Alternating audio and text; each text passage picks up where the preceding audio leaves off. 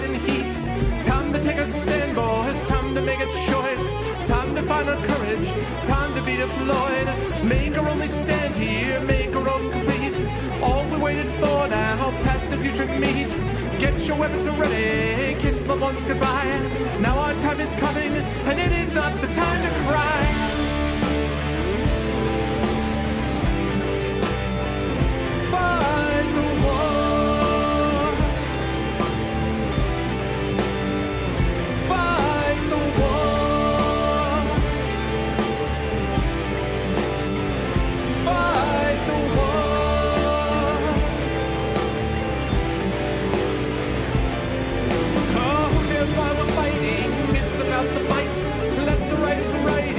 Settle wrong from right.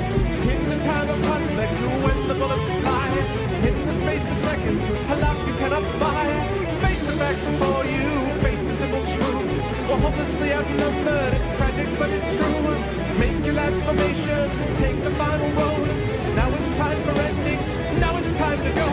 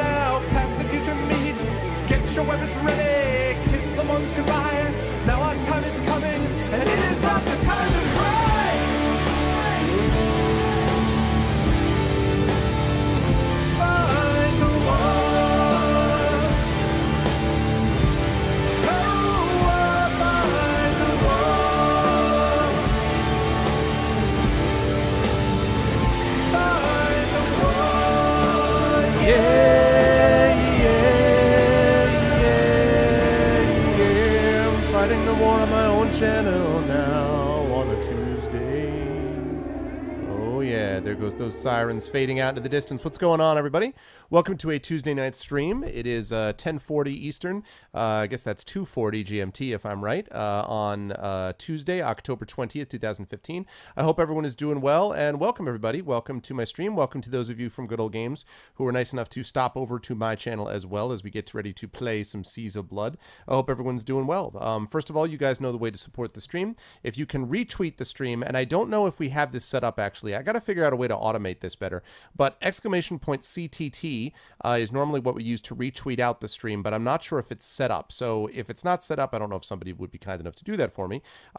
Just to sort of, create a link for a retweet of the stream would be nice. But in any case, that is one thing you can do to help support the channel. Also, !ArvTube will get you over to my YouTube channel where you can see past broadcasts of this stream, including past Fighting Fantasy Gamebook playthroughs.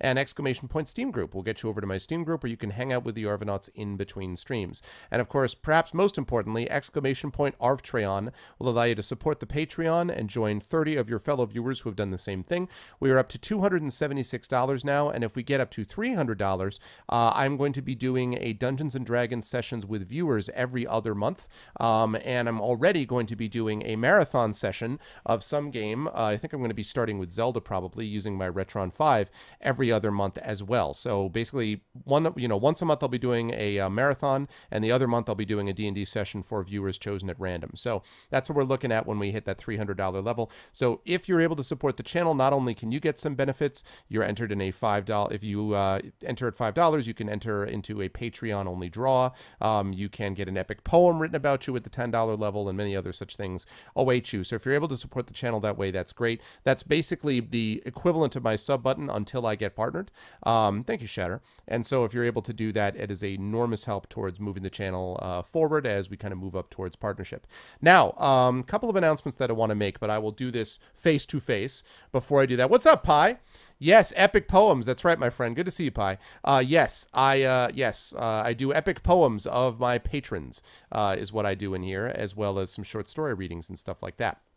Now, a couple of things to keep in mind, but I'm going to do this face-to-face. So before I do that, let me say hi to everyone who's here. First of all, hi to all the people who have stopped in to start out the channel. Hello to Stolpen. Hello to Smacky Butts. Hello to Ram Druid. What's up, PKD fan? What's going on, Nariti? What's going on, McCurious? Hello, Mega Pie Man PhD, who you guys should be following, by the way. Good streamer, member of the goodoldgames.com stream team as well.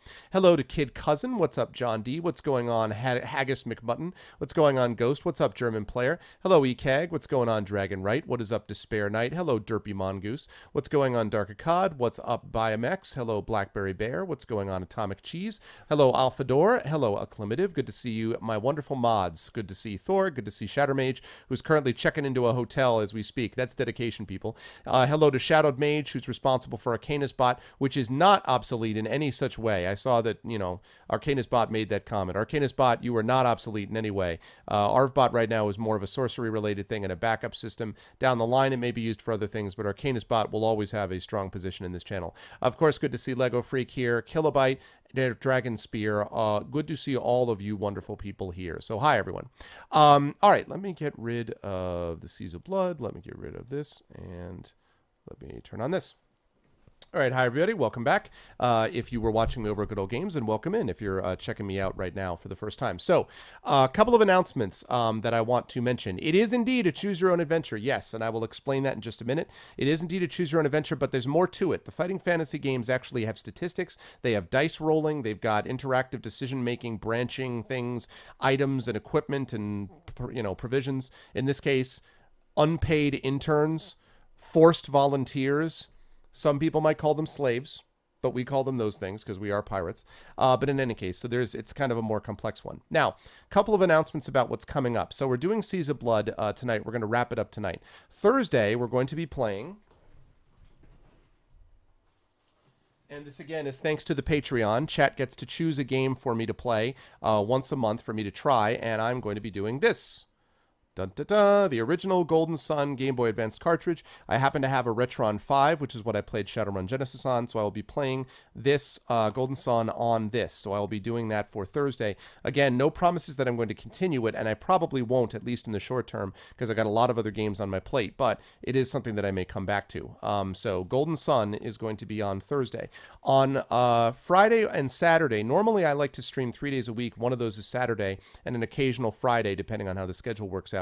But I suspect I'm not going to be able to do that this time because I'm going to be away. So I don't think I'm going to be streaming Friday or Saturday. If I do stream on Saturday, it's going to be some kind of impromptu stream. I have a portable rig, which we call ArvBox, which I use sometimes when I go away, but I don't think I'll be able to do that in this scenario. So I don't think that's going to work. So probably my last stream for the week is going to be on Thursday. Then following Tuesday, oh yeah? No, I'm looking forward to it. Then next Tuesday is going to be, again, Pen and Pixels episode 5 already over on the Good Old Games channel, where I'll be wrapping up Star Trek 25th Anniversary Edition. And then on this channel, I'm going to have a filler game. I haven't decided what that's going to be. I want it to be a game that I can get through in a couple of hours. So I haven't decided. I might try playing a Talisman game or something like that. I haven't decided what the filler game is going to be, but I'll think of something. That's Tuesday. Thursday, and the reason that I have a filler game slot is because Thursday is going to be the beginning of my next major game that I'm tackling on this stream, and that is Phoenix Wright, the second Phoenix Wright game, Justice for All. I already purchased it on Nintendo Wii. I'll probably end up emulating it on here.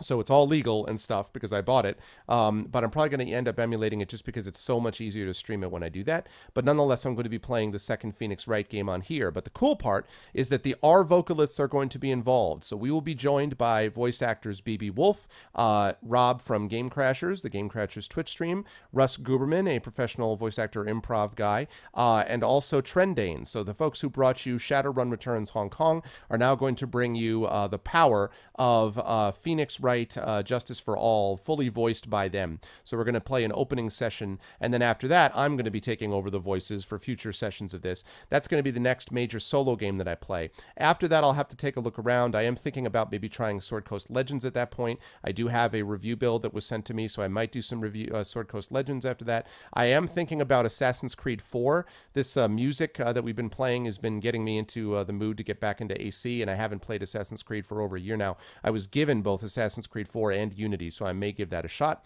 But we'll see. I also have a couple of Sherlock Holmes games I want to play. I do have to eventually get back into The Witcher and stuff like that. So that's what we're looking at down the line. But in any case, that's the stuff that's sort of lined up.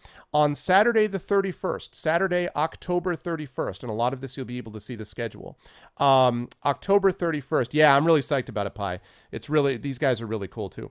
On October 31st, I'm going to be beginning the first of a new pen and paper series of Dungeons & Dragons with the Infinity and Beyond crew. This is going to consist of 4, possibly 5, but at least 4 people, and the 4 people in question are Rob from Game Crashers. They are John Helfers, who was a previous Infinity and Beyond crew member, Series Runner, also a previous Infinity and Beyond crew member, and Sod, also from Twitch. So we're going to have those 4 guys plus me. I'm really looking forward to it. It's going to be a lot of fun. We're playing 5th edition Horde of the Dragon Queen, which is awesome sauce, so I'm really looking forward to that. So that starts Saturday, October 31st, and we'll probably be doing one session of that every other week.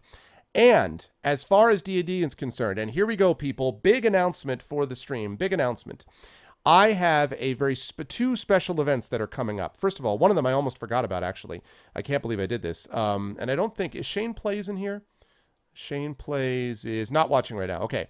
So for those of you who may know, Shane Plays is one of my regulars on here, but Shane Plays also runs a radio show. It has a radio station, he has a radio station show that is running down in Little Rock, Arkansas, which is basically about, it's called Shane Plays Radio, and it's about sort of, you know, nerd culture, Comic-Con, gaming, you know, movies, stuff like that, right? So I have appeared on this once before during the summer when he had me on to talk about various things. He had me on, also interviewed me about my writing and stuff like that. Well, I'm happy to announce that on Saturday, this coming Saturday, the 24th, at 2 p.m., I believe it's 2 p.m. Central, 1 p.m. Eastern, if I'm not mistaken, I am going to, or no, I'm sorry, 1 p.m. Central, 2 p.m. Eastern, I beg your pardon. I am going to be on Shane Plays Radio again. I'm going to be hanging out with him. We're going to be talking about different stuff that he's got on the docket relating to, again, movies, comic book releases, games, stuff like that. And then I'm going to get off at that point of the show, and I'm going to be bringing in instead a couple of members of the Ed Greenwood group, who is my personal publisher. Ed Greenwood is my personal publisher. What does that mean? They're publishing me anyway. I have a trilogy of books coming out from them next year, and it's going to be Ed Greenwood, who you guys know is the Forgotten Realms creator. He sort of is synonymous with Dungeons & Dragons, I would say.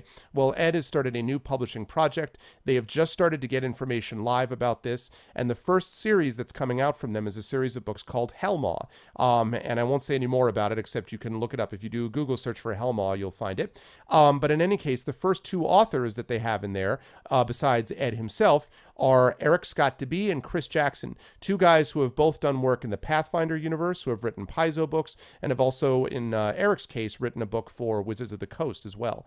And so those 2 guys are going to be appearing on the radio show with Ed to talk about my publisher. Okay, so that's going to be happening Saturday, October 24th. That's the deal with that. Now, that's only the beginning, though, because for our channel, the following month, this is now, let me get the exact date right, November 21st, I believe. Let me make sure. Okay, sorry for all the announcements, by the way, but there's just a lot going on. November 21st, super important. Mark your calendars. November 21st at 8 p.m. Eastern on my channel, we will have a Twitch exclusive.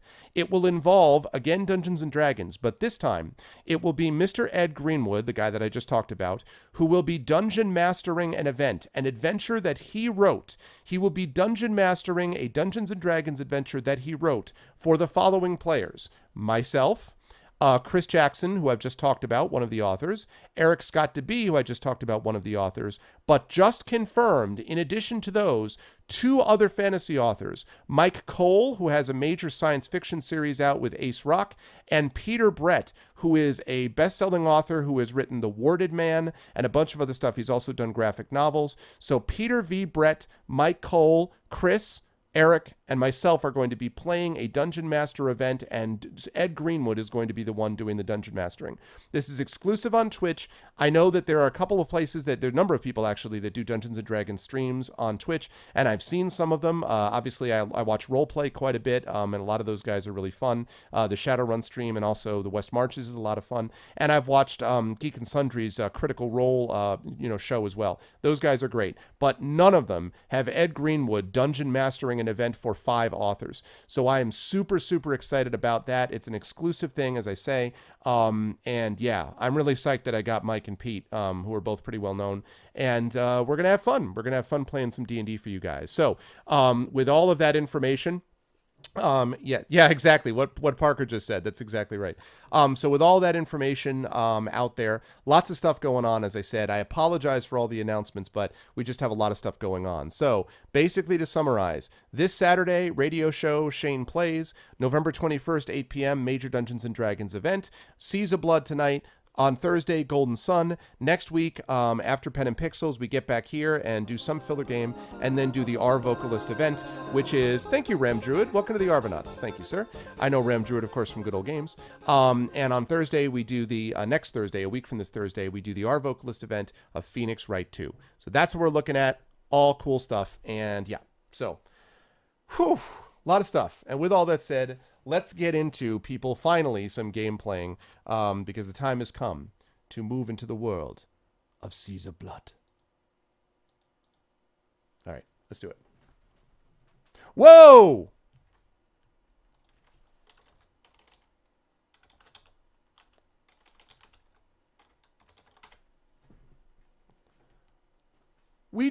Guys, we just got a patron. We have just gotten a patron. 31 patrons, $286. Would somebody please, if you wish, now you don't have to do this, but whoever this is, could you please announce it? Could you please announce who you are? You're not obligated to, but could you please announce it if you wish so we can honor you properly? That's awesome. That means, guys, that we are only 14 bucks away from that Dungeons & Dragons every other month with viewers thing. So we're only 300 bucks away. Sorry, 14 bucks away. It's you, Glob?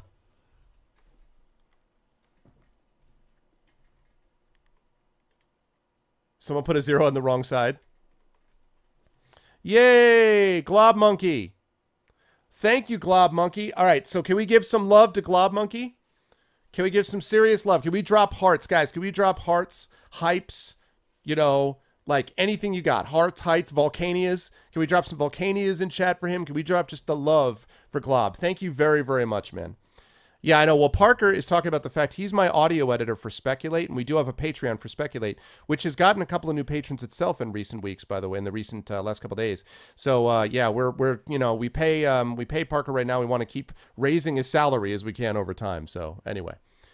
Much, much love. Thank you so, so much, Glob. And again, to all of you who have contributed to the Patreon, thank you guys so, so much. It is something which makes it possible for us. Again, the main reason that we're doing this is to show Twitch that the channel really has the support it needs. I'm going to be applying for partnership again soon, and I would like to get partnered because I would like you guys to have the transcoder all the time. And I would like to be able to get partner help so that when I run special events like that one that I mentioned, or dev interview streams or things like that, that I can get directly to partnership. The emotes would be nice too, but the main thing is just the transcoder for you guys from the very beginning, and as I said, the partner benefits. So thank you guys so much. If you aren't able to do it, I appreciate that. Thanks, Glob. Thank you so, so much, man. I appreciate it. And again, for those of you who are not able to do that, in no way should you ever feel like you're somehow like not wanted or you're not. That's not the way it is at all. Just you guys being here and being yourselves is what I want in this channel, because we really do try to found it on community. That said, if you're able to support the channel, it really does help. And as I say, this is kind of the equivalent of my partnership system. When the partnerships happen, I'm probably going to shut the Patreon down and we're going to move over to partnership instead. So anyway, that's the deal with that. Thank you all so much. And yes, I appreciate very much everyone. And that's awesome. Awesome. Great. I'm in a good mood. I love it. All right, let's get some music on and let's get rolling here, people, because we've got some booty to get. And I didn't say bootay. I said booty, the pirate version. Okay. Just want to be clear. For this, we're going to use exactly what we did the last time, which is the Assassin's Creed soundtrack, because it's awesome, because it's the Assassin's Creed soundtrack, and it's perfect. And we're going to use it. Like right now. You did. You heard booty. Booty. Okay. So here we go, folks. Let me explain this. Now, can I just get a quick check for... Can I just get a quick check for... No, I understand that. Parker, I told you, man, I promise, I swear to God, we are just absolutely not going to do interviews at all. We're just going to keep stopping them until the audio works. Poor Parker, the last 2 ones that we've sent him, the audio has been questionable. Not on our side, but on the guest side. So, sorry, dude. Yeah, if anyone ever needs any audio editing work, Parker's your man. Parker's super good at this, guys. Super good at this. All right. Now, let me explain the way this works. In chat, how many of you have never played the Fighting Fantasy Gamebook system with me on here before? Can I just get a show of, like, you know, I don't know, hands or kappas or something? Can you guys, like, speak up if you have not played this before with me? And I'll summarize quickly what we do.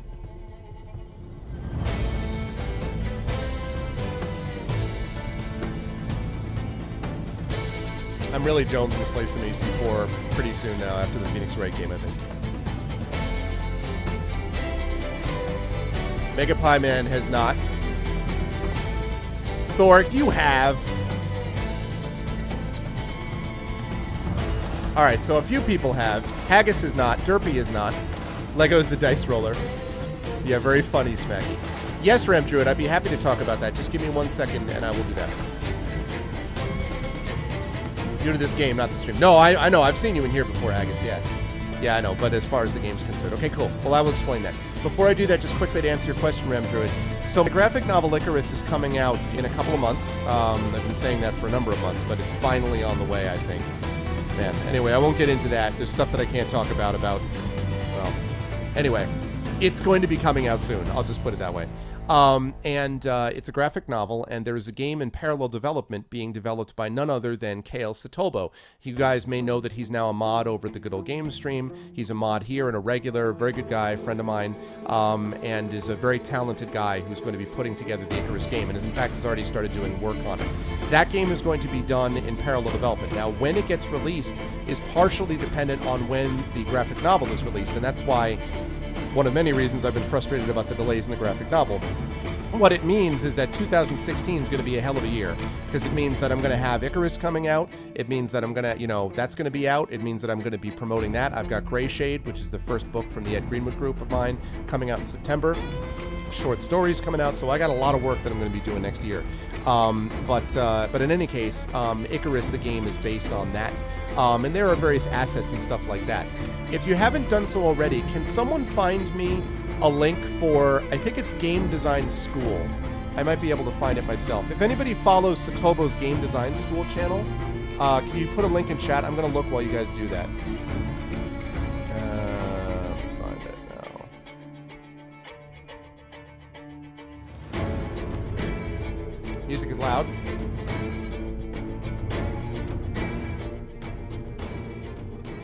Sorry, is that better? Sorry about the music. First world problems. Is that a little better?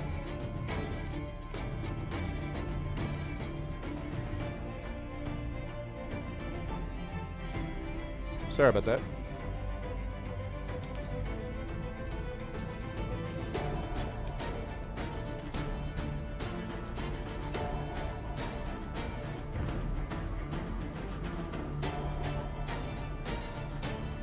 Here we go, I got it. That is Game Design School. That is Satobo's channel where he is going to be actually working on Icarus. So he's going to be doing that on that channel. And so if you want to follow him and see him actually doing it from the ground up, this is a good place to do it. So that's definitely true, Parker. Yeah, that's definitely true. Okay, so now let me explain the way the Fighting Fantasy system works. So we have, thanks to the incredible tech skills of people, we have a series of bots in my channel, and we also have a way to be able to automate some of this system. You play a given character, and in this case, it happens to be a pirate captain who goes through this adventure, Seas of Blood. And the way that we work it here is you start out with a name which was chosen by chat, Grog Spank Powder Blast. You pick your statistics at the beginning by rolling and then adding certain numbers to them. Your skill represents your skill in combat and also like your general technical prowess at different things. Stamina is like hit points. Luck is how lucky you are, obviously. And then you've got these things. In this case, we've got, and I need to rewrite this, crew. We've got Crew Strike.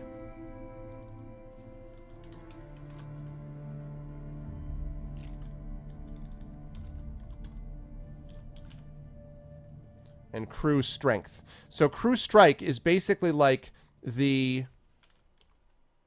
Sorry. Crew Strike is basically like the equivalent of this, except it's for your crew instead of yourself. So you've got a fairly effective Crew Strike skill. They're pretty high in that regard. And Crew Strength is how many crew member, like their hit points, basically, that you've got left.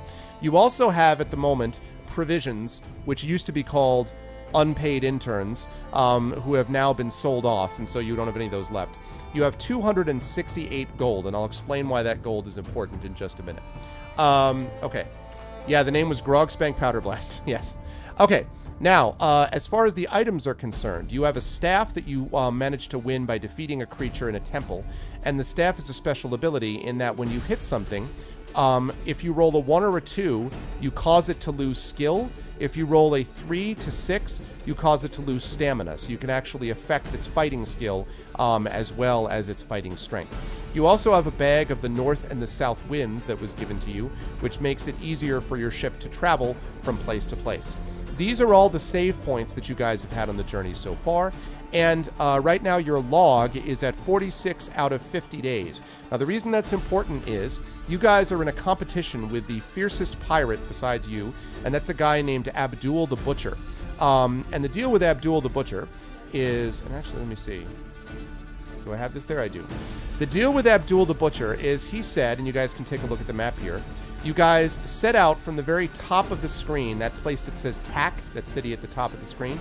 You guys set out from that 46 days ago, and you have basically ravaged, pillaged, and sacked your way through various places, trying to determine who will make the most money. And that's basically the job, is to make the most money and get to that island of Nippur, which is all the way down to the south, in 50 days. So basically you are right now approaching this area called the Three Sisters, and you can see the Three Sisters to the southeast.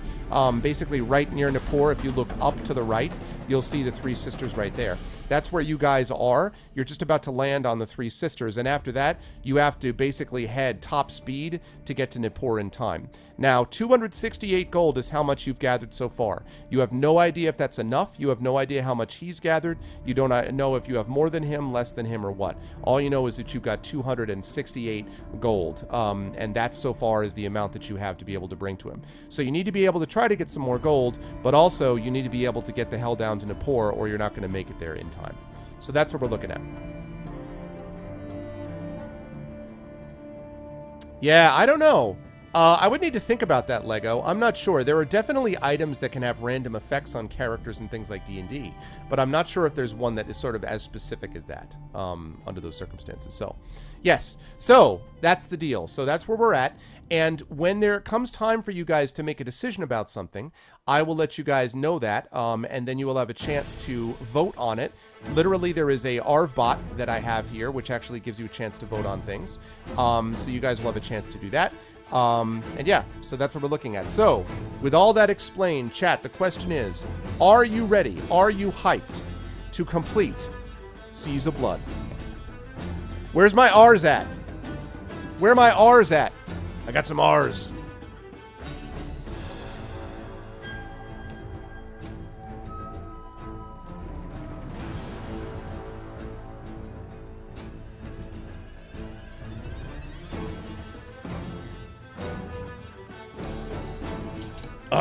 What's up, Cole? Arv. Yar har. What? Not hyped. Bass, Mackie.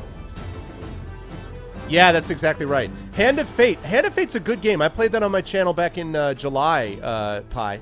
I liked Hand of Fate. I thought it was good stuff. I have an ARG. I got a WARG. Haggis. What is that? Oh, my God. That is the best emote. Oh, my God. I love it. Although, actually, wait. Is that a Hello Kitty? What is that? It's a pirate. It's sort of a pirate, but... I love that R, parenthesis, by the way, is the R emote. I love the pirate emote. I love it. What's up, Dragon Right, by the way? That's awesome. I got a warg. Okay, here we go. Here we go, ladies and gentlemen. By the way, is sound good for everyone now? Is sound good? Is the music not loud enough, or is it too loud, or is it just right? Let me know if the music's good, and we'll get underway. I am prepared. Is music good?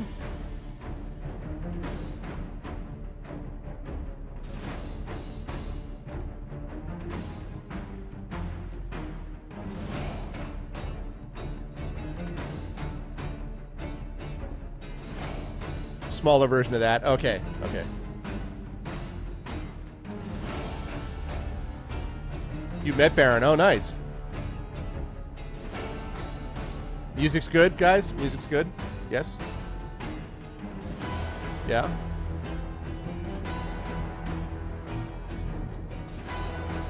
Maybe. I've said it more like Emma Watson. Music, good, fine. Good, bad, indifferent. Doesn't matter. Anyone? Anyone? Does the music even exist? Okay, music is good. All right. What's up, Huv? Okay, here we go. The Banshee cuts through the... Okay, thanks, Shatter. Thanks, guys. The Banshee cuts through the southern sea towards the Three Sisters. Let's see. I already did this roll 3 dice thing. Okay. As you approach the three islands, you see they are grouped together quite closely. The nearest island is low and looks fertile, with neatly tended orchards and small villages of thatched huts. The next island is actually an extinct volcano, its cone rising thousands of feet into the air, while the lower slopes are heavily timbered. The other island is, like the first, quite low, but is dominated by palms and sand. Which will you land on? The neat-looking island, the volcanic island, or the palm-covered island? Now, hold on 1 second and you'll see a question pop up in just a minute.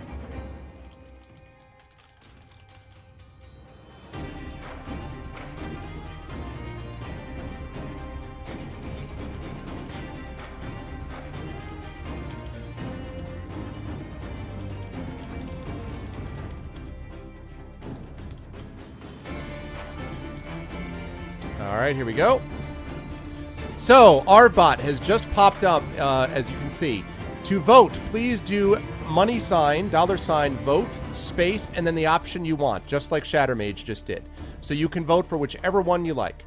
If you decide that you want to change your mind, all you have to do is type in $change vote, and then just put in the number that you want instead of the one you originally voted for.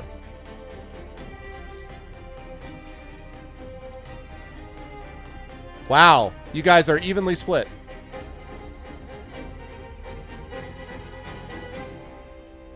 Oh, and by the way, for those of you who didn't see this before, the shirt I'm wearing today,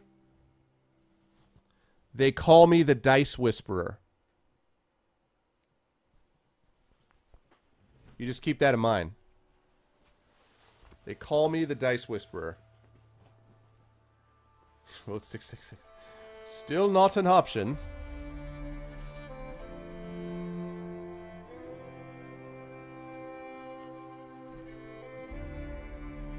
Hot in here.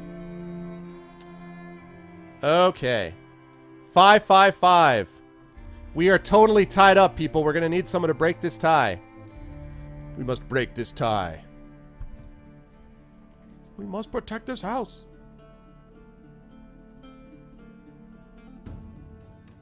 One who is pure of spirit will find the Holy Grail in the castle. Arg.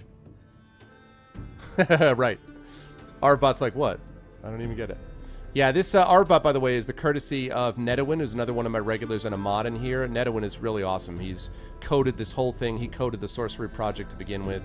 And there's actually a new sorcery project that I haven't had a chance to download and install yet, which is on me, so. We must protect this house. Yeah, I find that I like the tab complete system, but sometimes it doesn't, it's a little erratic, like depending on the browser I use sometimes. Like I don't click, it doesn't work properly for some reason. And it like doesn't, I can't use the arrow keys to scroll down, so it's a little frustrating. Anyway. What's up, Drekor? All right, we have got 7 for the neat looking islands, 6 each for the volcanic island and the palm covered island. Last call coming up here.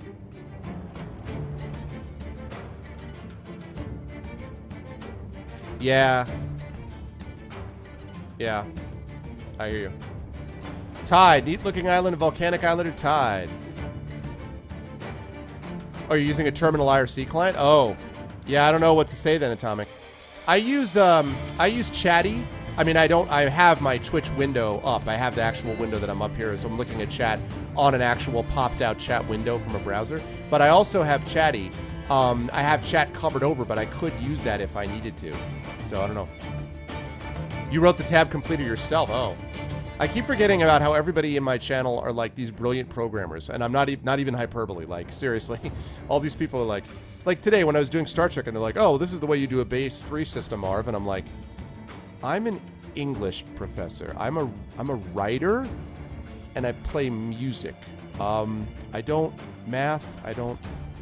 Anyway. All right, guys, we need someone to break this tie. Neat-looking island, volcanic island, and palm-covered island. We need someone to break this tie. Last call here. We need someone to break this tie, either to change a vote. Well, no, Shatter. Instead, you're a pilot, man. Like, I wouldn't... I don't think you have to take a back seat to anyone.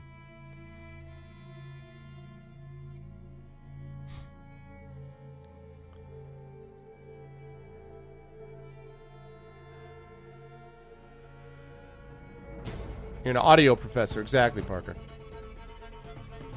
God damn it, Orb Weaver. Orb Weaver, you're not helping. Bad, bad Orb Weaver.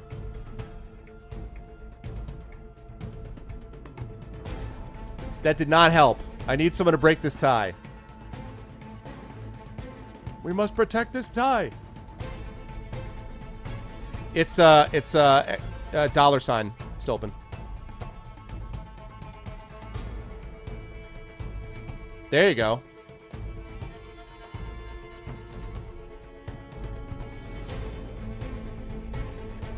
All right, Volcanic Island. Yep, I know, Dragon. That's why I did it that way. The Volcanic Island it is. It's all right, too late. Klatu Barata, break tie. All right, the Volcanic Island it is. Here we go. Dropping anchor in a quiet lagoon, you head ashore with most of your crew. The island has a sandy beach completely encircling it, while inland from the shore is a blanket of dense jungle foliage. Will you head along the beach or into the jungle? Man, I love this music.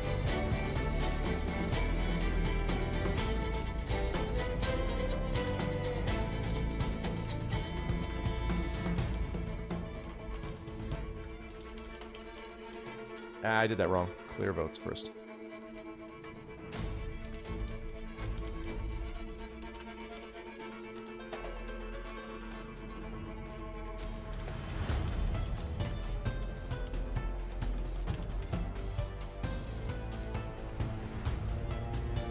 All right, here we go. So, will you vote for head along the beach or head into the jungle? Welcome to the jungle. We got fun and games.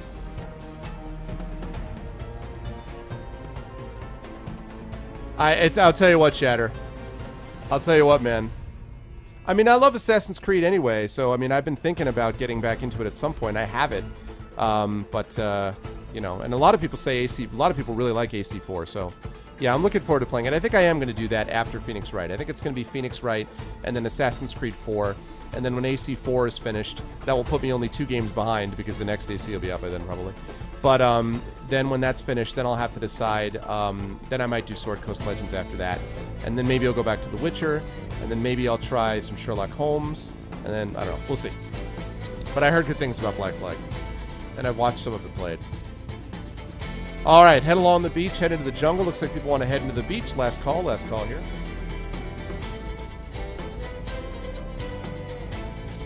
Yes, also what Dark said, when you vote, feel free to tell everyone why you voted the way you did. Feel free to sort of give suggestions and be like, hey guys, you know, obviously you can't berate anybody for their vote, but the point is feel free to tell them, you know, say, hey, this is why I think we should do this. Because I've seen many times in this chat where people have changed their vote or, you know, gone with certain direction based upon what the suggestion was that was made. So, you know, this is an interactive discussion, so. Yeah, see, and I did like the naval stuff in Assassin's Creed 3, Pi, so I think that's part of it too. I know, I'm never going to be able to get into, I'm telling you right now, man. I'm never going to catch up with AC. There's just too much other stuff.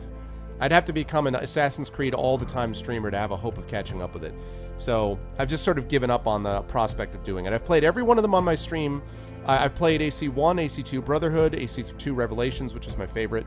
And then I played AC2, AC2 Brotherhood, AC2 Revelations, which is my favorite. I played AC3, which was it was alright. And now AC4 coming fairly soon, so just play AC4 and stop. Yeah. I don't know, I'm hoping Syndicate comes out. I'm hoping that Syndicate is good, because it's set in London. I mean, I think that's cool, so I'm hoping it's good. I'm new and full of adventure. Alright. Alright, there we go. Heading along the beach. Seems to have worked. Okay. You march over the sand for several hundred yards until, without warning, the beach collapses under your collective feet, revealing this. Let me show you guys what you see.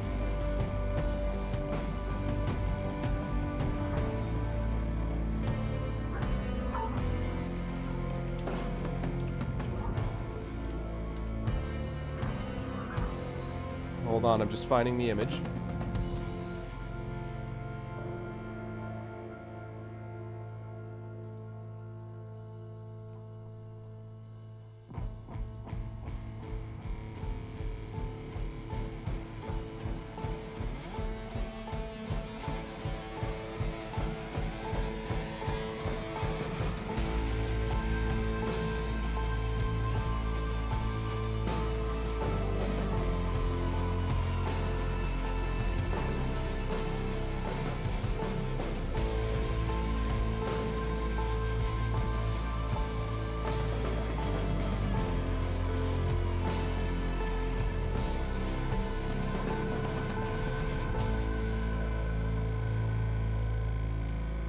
Man, they do not have a lot of these illustrations. Hey, Shadow, do you still have access to the illustrations? They just do not have nearly as many of the Seas of Blood one as they should.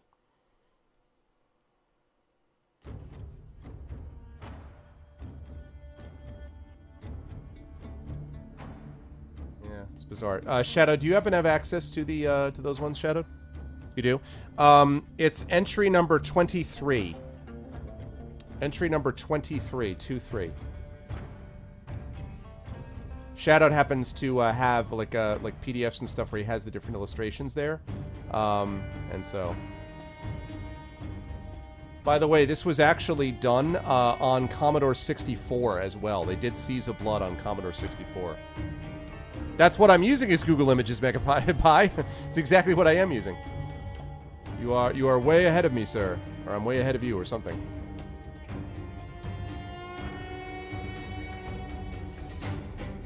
But most of the time, those images actually bring up a lot of them, so... it was AC, it was Unity. AC Unity had a terrible launch, Haggis. Yeah, that was the one last year. Thank you, Shadowed, very, very much. Alright, let me show you guys what that is.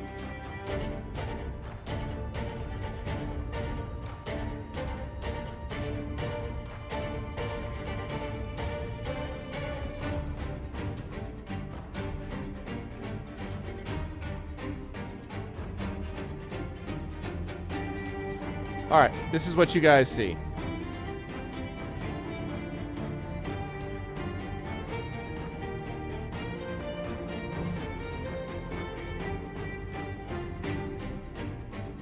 Alright, this is what you guys see. You march over the sand for several hundred yards until, without warning, the beach collapses under your collective feet, revealing huge slime-covered creatures which seize some of your crew in their claws and carry them out to sea. Deduct 2 points from your crew strength. Hysterical with fear, your crew insist that you take them back to the Banshee. Will you force them to continue along the beach, or suggest that you all head inland instead? So will you force them to continue along the beach, or suggest going inland?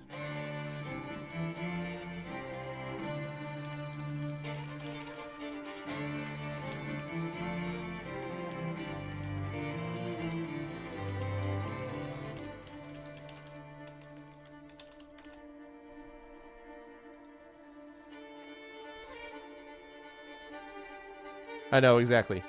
Taste like crab, talk like people. And and again, pointing out, guys. Now, pointing out, you are a pirate captain, not a nun. So I'm just letting you know.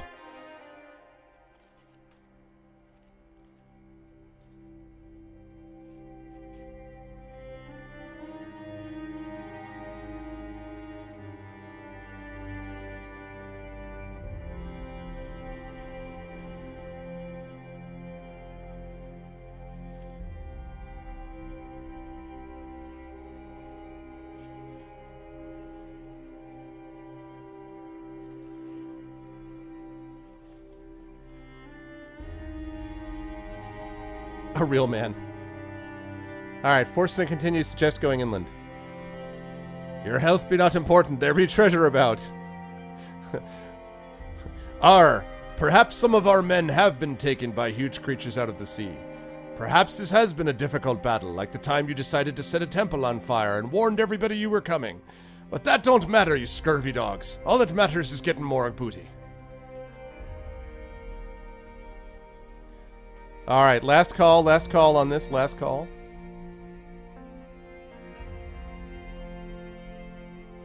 Yeah, I could see this going either way.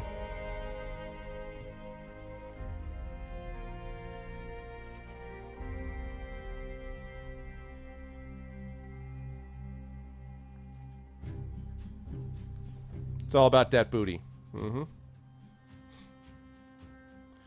Arv, the place to get more crew is a city. There's a couple cities you can get more crew. But the problem, 1298, is that you're not going to have time. As soon as you're done with these islands, you got to book it south. That's the problem. So. Alright, here we go. No one died. They need to harden up. Well, a couple of them did die, actually, but. Alright, so you've decided to force them to continue. Move, scum, you say, unsheathing your scimitar, or you'll have more to worry about than monsters. Test your luck. Okay, now the way this works is, when you test your luck, Lego, who's our official dice roller, is going to roll 2 dice in chat. He's going to roll 2 dice, he's going to tell us what it is in chat. If he rolls a 7 or less, then you were lucky. If he rolls over a 7, then you were unlucky. Either way, you lose a point of luck. And there are certain things in the game that restore luck to you if you have particularly fortunate events. But that's what this is. So you have to choose, you have to do your luck. Lego test with a... Oh my goodness, he was lucky. Successful. You were, in fact, successful. With great reluctance, your crew calm down and agree to continue. Around the next curve in the beach, you come across a wrecked galleon, its empty hull stripped by time and weather. Hunting around, however, you find 50 gold pieces lodged in cracks or just lying in the sand. Add these to your booty. So now we've got 318 gold. It's not bad. Looking more promising. Add these to your booty. Now, will you turn inland, or will you return to the Banshee and sail either to the neat-looking island or the palm-covered island? So let me put that in a poll.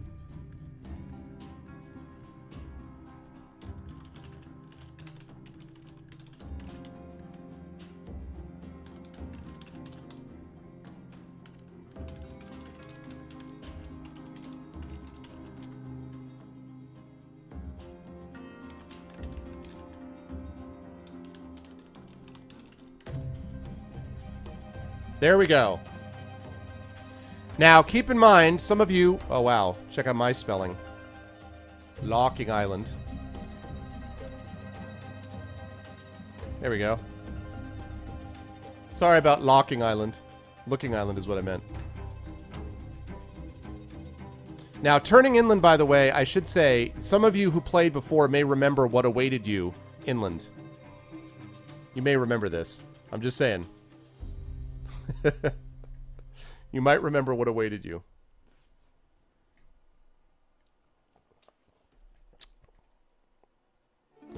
Abdul probably has thousands, yeah. Abdul's got like 5,000 gold. He's got like 3 golden palaces. He's been sitting in Nippur for like 3 weeks. He's like, what's going on with this guy?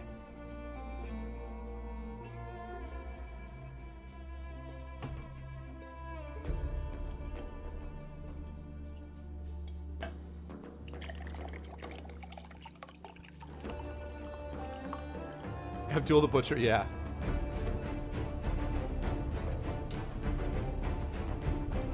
Head back to ship and cry in the corner, right?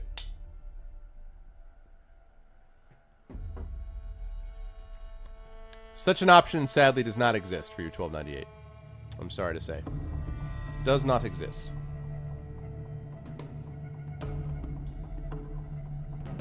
Alright. So we got a tie here. Turn inland is 7, sail to neat-looking island is 7. Looks like palm-covered island is not going to get it done. So people are either turning inland or sail to neat-looking island. We need to break this tie. Abdul him. Yeah! Alright. Last call.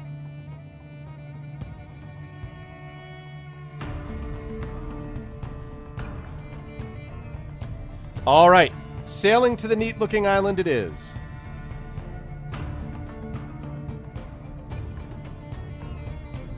Okay. As you draw near the island, several hundred villagers run down to the shore, beating drums and waving floral garlands in the air. They are a fair-skinned people, with both men and women wearing their long flaxen hair in a single plait down the back. It seems they are quite happy to see you. Will you land and ask these people for provisions, or press on to another island?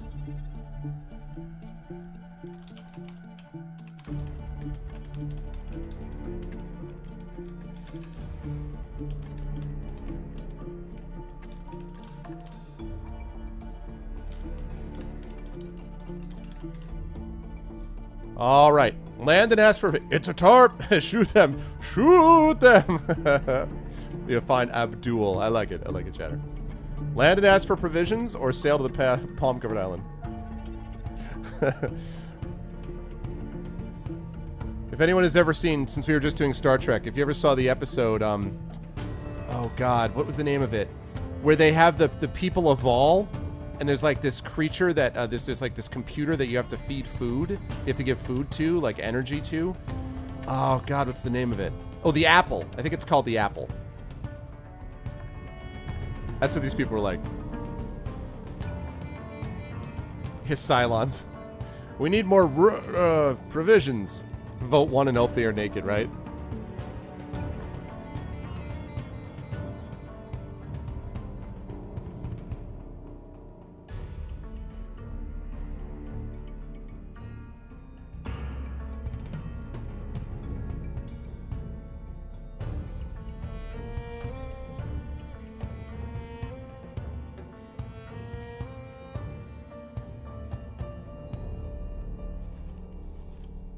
Are they ruled by a Macintosh computer? Yes. Alright, last call here. Dharma Kanjala de Tanagra. Oh, yeah, yeah, yeah. Oh, man, that was one of my favorite Next Gen episodes. That was my dad's favorite. My dad always loved that episode.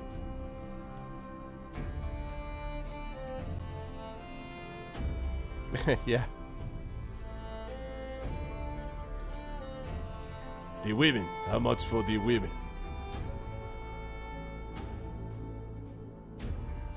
Okay.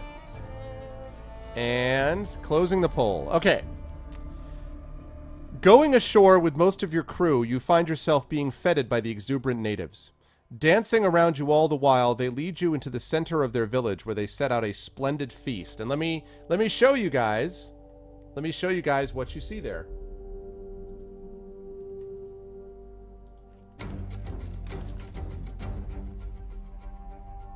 This one I do have a picture for. Alright, hold on here.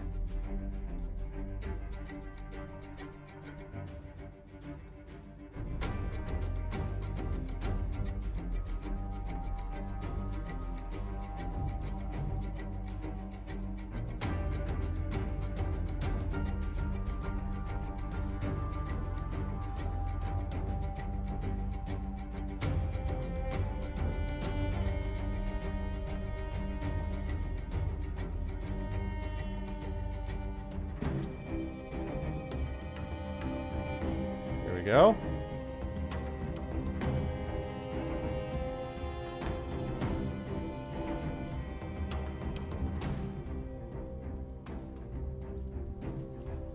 Soylent Green is people. Oh, weird dinner, yeah. Dancing around you all the while, they lead you into the center of their village where they set out a splendid feast. And they actually, what they do as they're dancing around you... Here, I'm going to stop for the music. I'm going to stop the music just a second. So they're dancing and they go, yub yub, da-da-da-da-da, dun-da-da-da-da, da-da-da-da-da-da. No, I'm just kidding. They don't do that. They're not the Ewoks. No, they don't do that. However, they do dance around you. When you inquire of the elders whether they can assist you in stalking the Banshee, they nod and laugh, saying you will certainly get all the help you need. After the feast, the villagers ply you with wine and make you dance along to the sounds of vigorous drumming. Eventually, you all collapse from exhaustion. On awakening the next day, you find yourselves locked in a large open-air enclosure. Test your luck. You are locked in an enclosure. You must test your luck, Lego.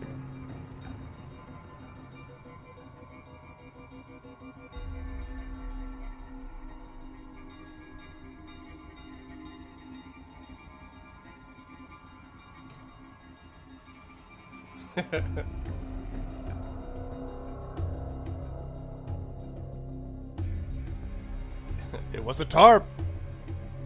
Uh-oh. Not lucky. Okay. So, here's what happens. There seems to be no way out of the cage. The village elders turn up towards noon and explain to you as their island is sacred, they cannot let strangers, whose profane eyes have beheld it, live. Therefore, they must kill you. The rest of the villagers arrive carrying bows. Hold on a second. Fortunately, though, one of your pirates discovers a loose bar, which, when worked continuously by 4 or 5 men at once, soon comes out completely. When the villagers open the cage to carry out the execution, your pirates fall upon them. 2 pirates fall dead immediately from shots, and the rest of them, resistance, is confused. So, you lose 2 pirates, and now you can test your might. Test your might! Yes, exactly. Alright, so now it's battle time, people. It's battle time, and the battle is the villagers versus you. Now, the good news is that the villagers are not exactly, how we say, skilled in combat. So their strike score is only a 7, and they only have a strength. They have a strike score of 7 and a strength of 6. So the way combat works is Lego is going to roll 2 dice. He's going to add the crew strike to it. Rip Danny and Williker. That score is going to be put against my die roll. I'm going to roll 2 dice added to the villager score. Whoever gets the higher number inflicts damage on the other. So let's do it, Lego. Let's roll those 2 dice.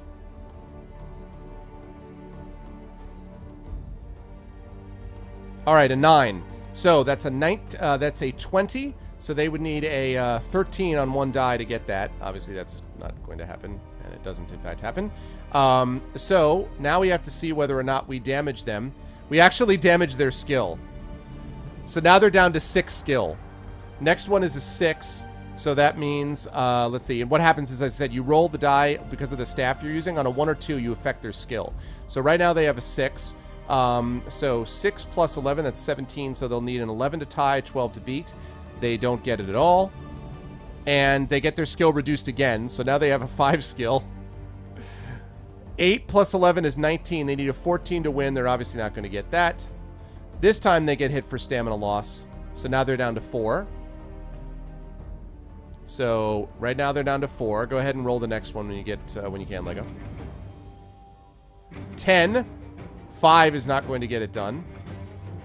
You hit them again for stamina. Only a few villagers remain to bother you. Yeah, these villagers kind of suck. Well, they were a one-trick pony. You know, they figured if they could just get you locked up, you know, the villagers become our new provisions. All right, obviously the 7 is going to get it done. And again, you do stamina damage to them, and the villagers drop. All right, you have defeated the villagers. Congratulations. The men of the village have been annihilated, and the women and children have fled inland. Your crew, irate at being imprisoned for no particular reason, put the village to the torch. You return to the Banshee, which is still safely anchored offshore. Now you must sail to the palm-covered island.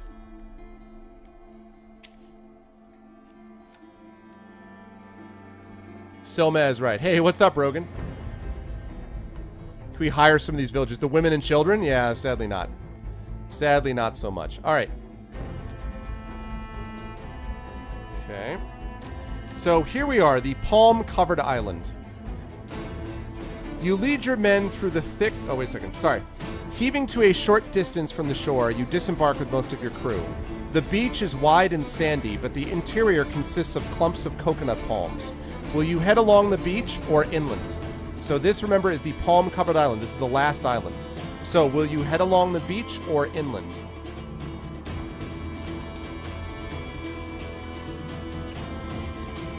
So this is not the volcanic island. Again, this is the palm-covered island.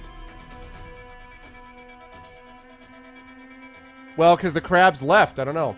I know, right? That was worth it. Great success. I know. Your guys, for some reason, your crew has a hard time not just burning everything down. I think it all started when you told them it was a good idea to put a wooden temple on fire. I think they kind of got the wrong idea from that, you know. Remember the Beast, 2015.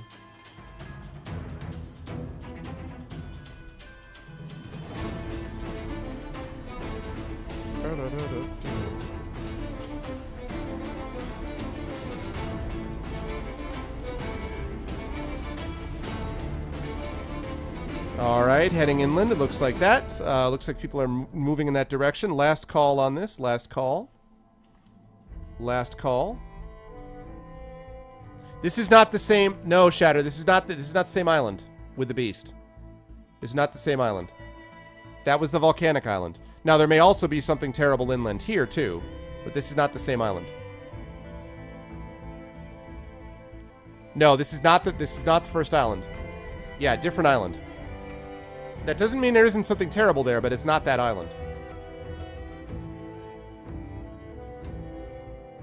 Right. Well then, carry on. From pirate to arsonist, the Grog Spank Powder Blast story. 1298, that's epic. That's really epic. Someone should tweet that. Today on the Arvanauts channel, from pirate to arsonist, the Grog Spank Powder Blast story. It'll be like, what? No, you have not died yet. The last time what happened was, Shadowed, you defeated this terrible beast, but you did it with one crew member left. So you guys decided to basically just ditch it. But it didn't count as a death because you didn't actually die. Yeah, no, not on the palm-covered island, the volcanic island. And I can tell that because I'm looking right now, so. It was not the same one. Yeah, there were 3 islands, yeah.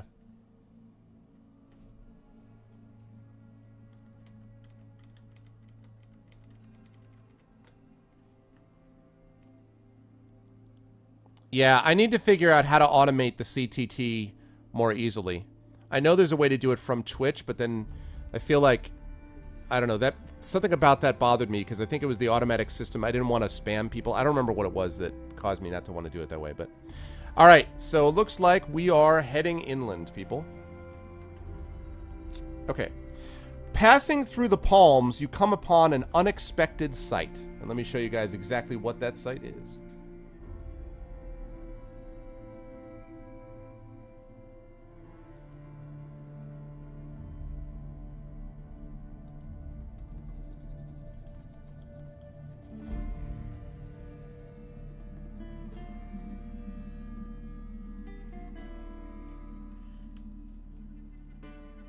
Alright, let me show you guys just what that is.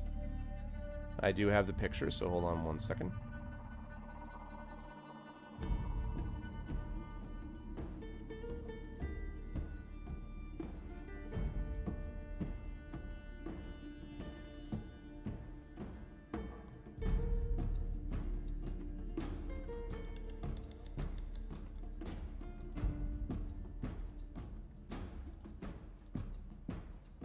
Okay.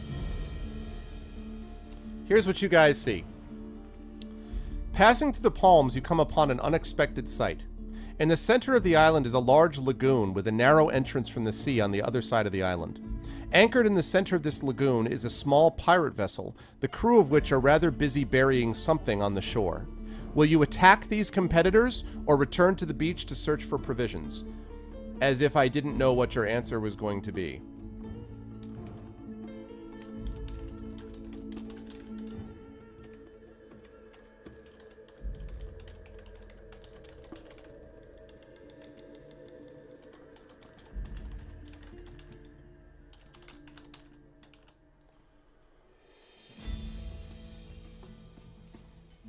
There we go. Yeah.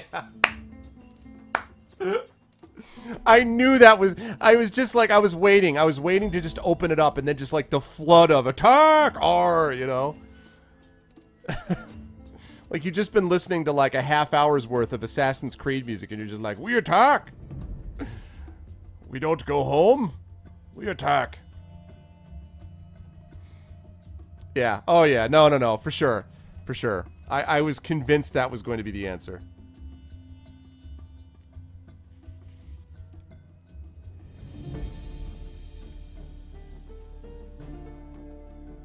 Hey, what's up, Multi-Boxing? Tim, how you doing, man? It's been a while. Good to see you, man. Tim, you're busy, man. You got CPS cores, or CPU cores, I mean. You've got a new Windows 10 optimizing thing that you're doing. You got dim drive. You're a busy man. Multi-Boxing has supported the stream before, guys, and you may remember him from before. Is an Ultima fan. He's a huge fan of Ultima. Yeah, we're pirates. Hell yes. Okay, last call on this vote. Last call.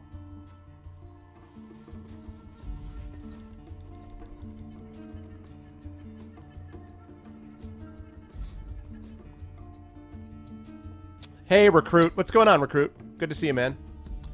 Yeah, they're probably burying like a small child. You come across them, they're like, how could you do this? You're like, oh. All right, here we go. And attack the competitors it is. Drawing your weapons, you and your men sneak up on the unsuspecting pirates. With a shout, you lead your crew in a charge.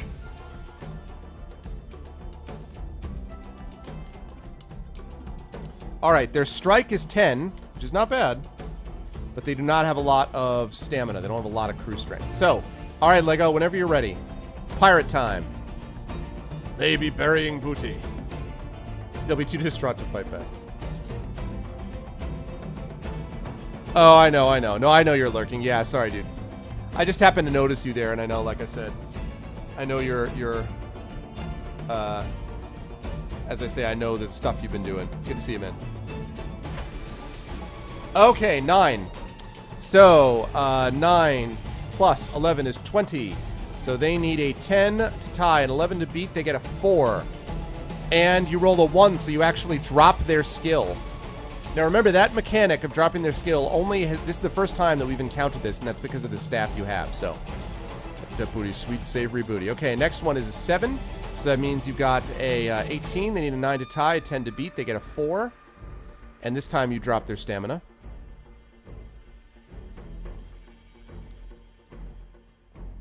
Arv Twitter. Hold on a second. I'll check that in a minute.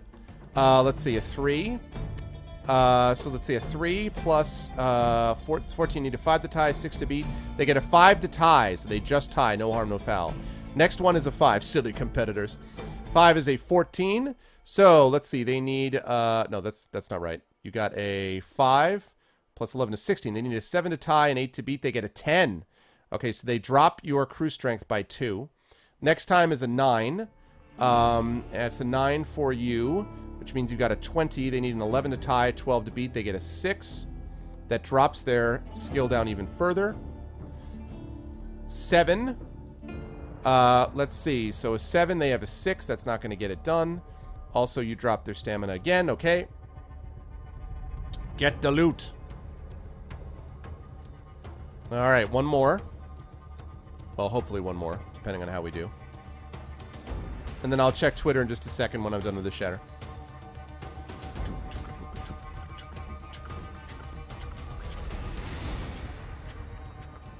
8.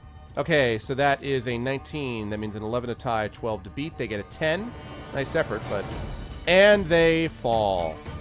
You have defeated your competitors, people. You find the body of a priest, a nun, and a small child. No, just kidding. The pirates were, of course, bearing their treasure. Lifting the chest out of the hole into which it was had so recently been put, you discover that it contains 150 gold pieces. Add this to your booty. So now we are at 468. Searching their vessel, you find enough provisions and water to see you through the last leg of your journey to Nippur. You return to the Banshee and set sail to the south. I think I said 456, didn't I? What did I say was the total? Did I say 456? I think I said 456, right? Success! R. Did I say 456? Yeah, that's a large booty.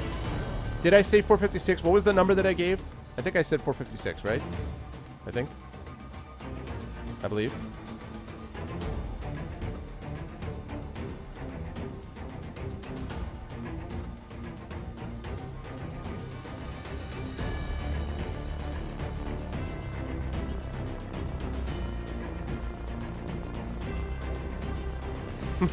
I love it. I love it. Thanks, man. 468. Okay. Thank you.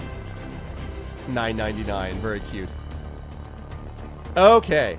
468. Lovely. Thank you. 468. All right. There we are. And 7. And here you're going to get what I think is going to be probably your final save point.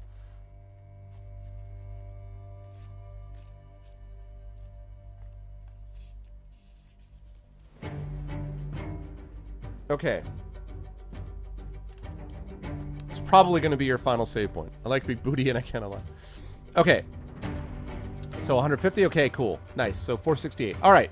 So now Lego. How much gold do you have in base 3? You be good over there, Thorg. All right. So you're going to roll 3 dice. If the result is less than your crew strength, let me know. So 3 dice. Now, your crew strength right now is 9. The good news, though, is because you have the 4 wins with you, in this case 2 wins, you're going to deduct 4. So you're going to roll 3 dice, and you're going to deduct 4 from that number and tell me what it is.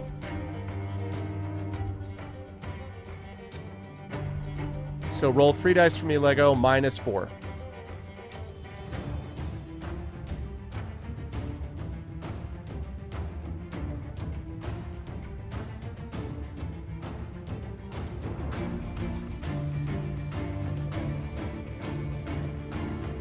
All right. You do it with no Oh, okay. I was going to say, I was like, minus 4. Yeah, no. For a minute, I'm like, how did you roll a 2 on 3 dice? But then I realized I said subtract 4. All right. So it is less. Okay. A storm blows up out of the south, making the going difficult. Your crew, however, are equal to the task of keeping the Banshee on course. When the weather clears, you see your destination, the Isle of Nippur, on the horizon. Were you given, earlier in this adventure, 2 bags by the King of the 4 Winds? Chat, were you given 2 bags by the King of the 4 Winds?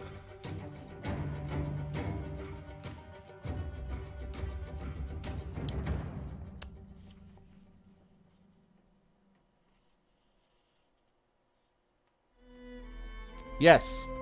Yes, you were. Now, after you were given the 2 bags by the King of the 4 Winds, did you give your inquisitive crew gold to stop them looking in the bags, or not?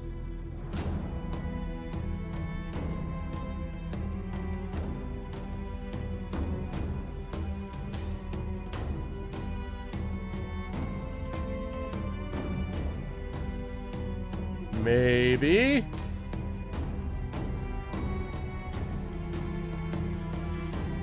No, you did not. No, you did not. Lego, you must test your luck.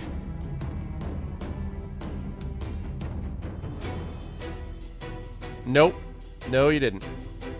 Instead, you tested your luck at the time and basically convinced them that they were idiots. You must test your luck.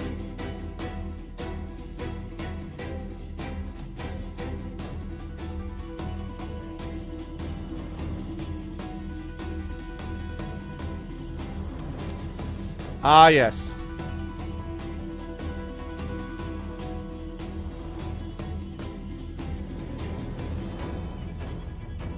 Some of your crew, still believing that the bags contained treasure which you were unwilling to share with them, sneak into your cabin while you were on deck.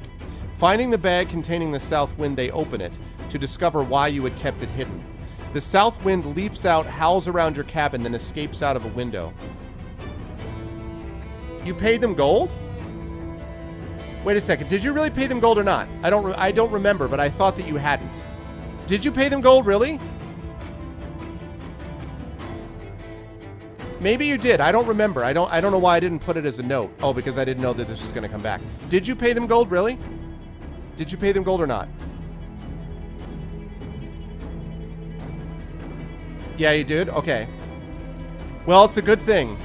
We did not...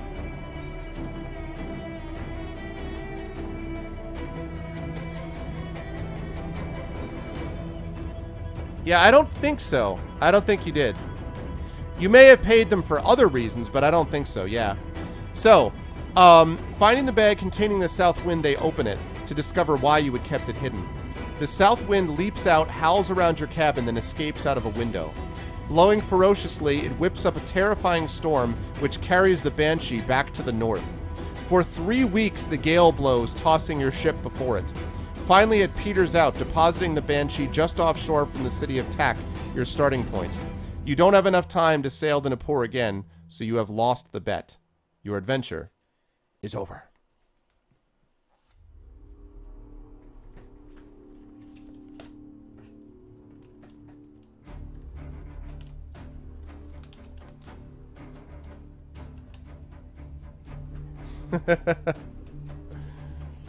Oh, fail. I'm telling you, man, your crew like sets things on fire. Like your crew, I mean, this is not discipline. This is not discipline. The best ending. All right. You did not get trolled. You actually failed. You boo. Okay. So what we're going to do is, fortunately, though, you have a save point right before this. So basically what it means is that Lego is going to be able to... No, you can't retcon it. No, we can't do that. But I will allow Lego to make another series of rolls. So what Lego's going to have to do is Lego's got to roll once for crew strength.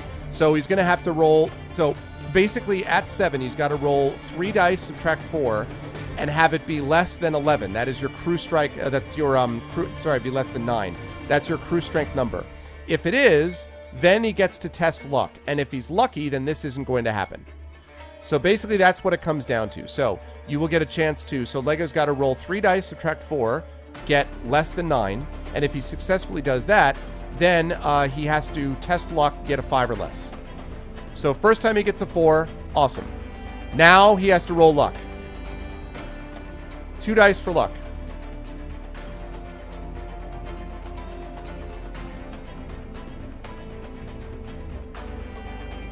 Let's use 1298 saved game. You mean his hacked game? It's the Game Genie.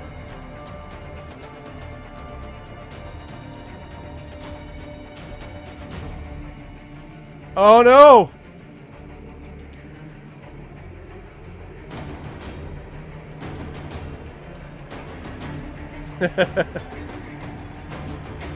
If only you guys hadn't been cheap.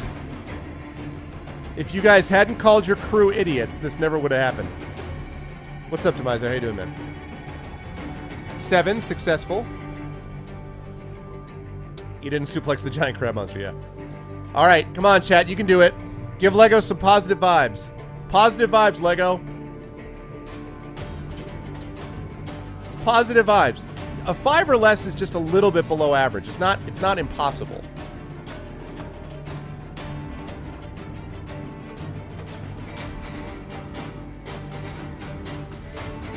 It's like a 40-something% chance.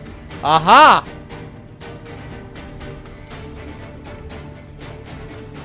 Success! All right. Nice. Now, your luck is down to 4, so you better hope you don't have a lot of luck sort of facing you. But congratulations, you guys made it. I rolled a 7 after the 7. Wait.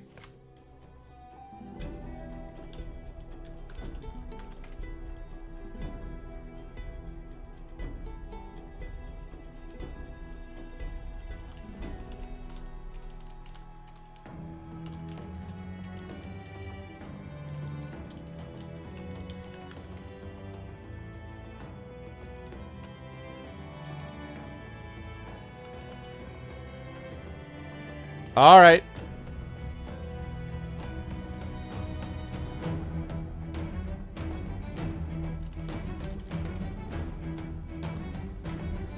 All right, so try again.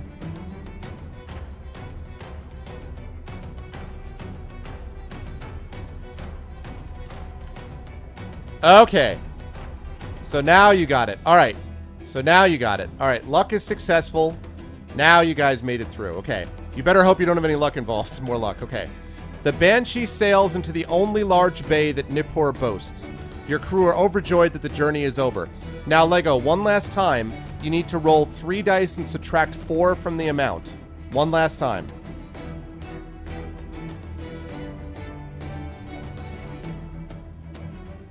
One last time to see whether you made it in time to get to the island.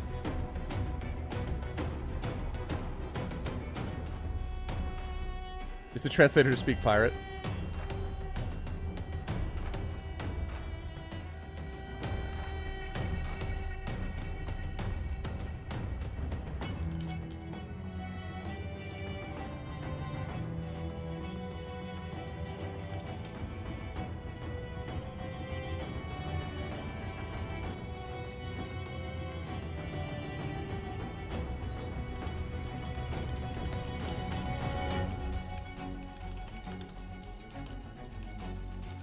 Okay, a 6. All right, so a 6 it is. So what that means is you add a grand total of 4 days to your log. If you had gotten above that number, it would have been 5 days. 4 days to the log. If your log is equal to or less than 50 days, and it is, you have just made it. Literally, you made it on the 50th day. So, wow. All right, here we go, people.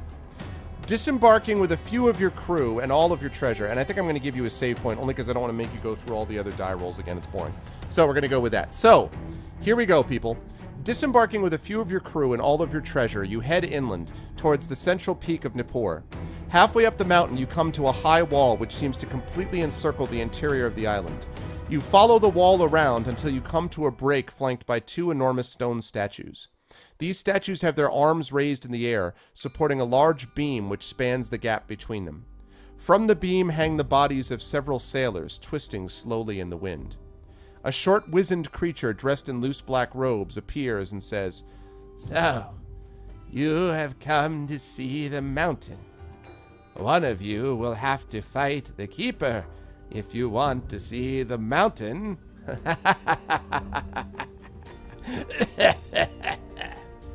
It cackles and adopts an expectant pose. Will you agree to fight the keeper, or ignore the threat and head straight through the break in the wall?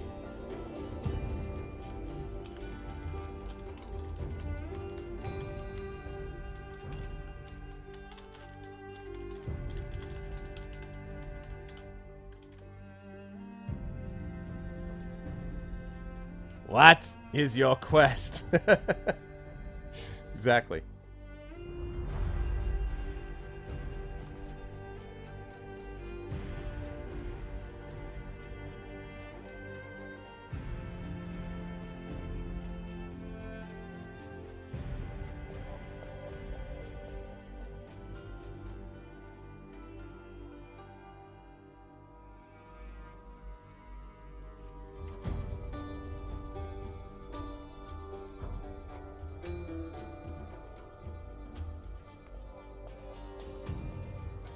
Ahoy, let's beat that keeper.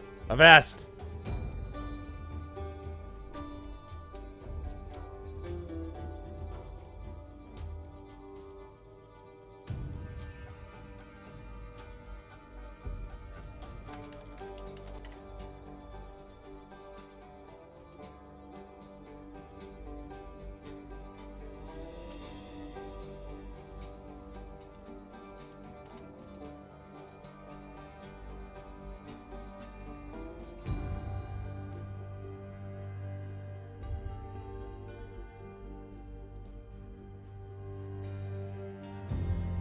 Okay, I'm looking at the picture as you guys are making your last votes.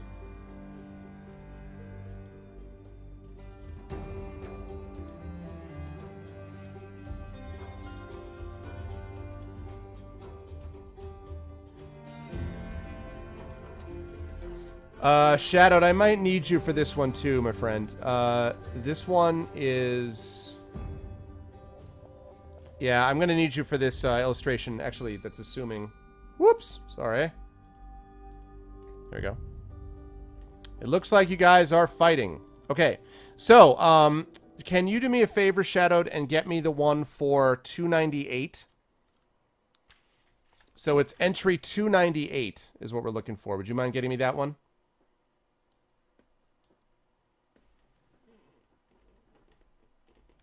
I did see... What's up, Jedi Knight? You're going to be playing Appointment with Fear again. No, we're going to play it again, because people had a lot of fun with it, and it's also one of the regular ones. Appointment with Fear will be next, and then after that will be Rebel Planet. So Appointment with Fear, November, and then Rebel Planet in December. Rebel Planet's supposed to be pretty good, too, by the way. You get to use a lightsaber. And then after that, I'm actually really looking forward to the next one, because we got Demons of the Deep after Rebel Planet, and after that is Sword of the Samurai, which is cool. I did see the new Star Wars trailer. I liked it. What'd you think, Jedi? I liked it a lot. I was impressed. And I swear to God, have you guys heard about this stupid boycott Star Wars nonsense? I was like, are you joking me? God, I mean, could the Gamergators, like, really? Could you be any less relevant? It's amazing to me. Just amazing. Sorry, give me 1 second here. Boycott Star Wars. What a joke. Yeah, exactly. Because how dare a black person have a role in the universe? I mean, come on, man. The sense of entitlement and victimhood, the sense of butthurt is so ridiculous with these things, I'm telling you. All right. Thank you very much for that, by the way. Shadow. Give me a second as I capture this. Also, I like the article about it that basically was like, everyone heard about the boycott was like, lol, K, and then went on to watch it because it's going to be a massive, overwhelming success. Nonsense. Exactly, Thorg. Exactly. What a joke.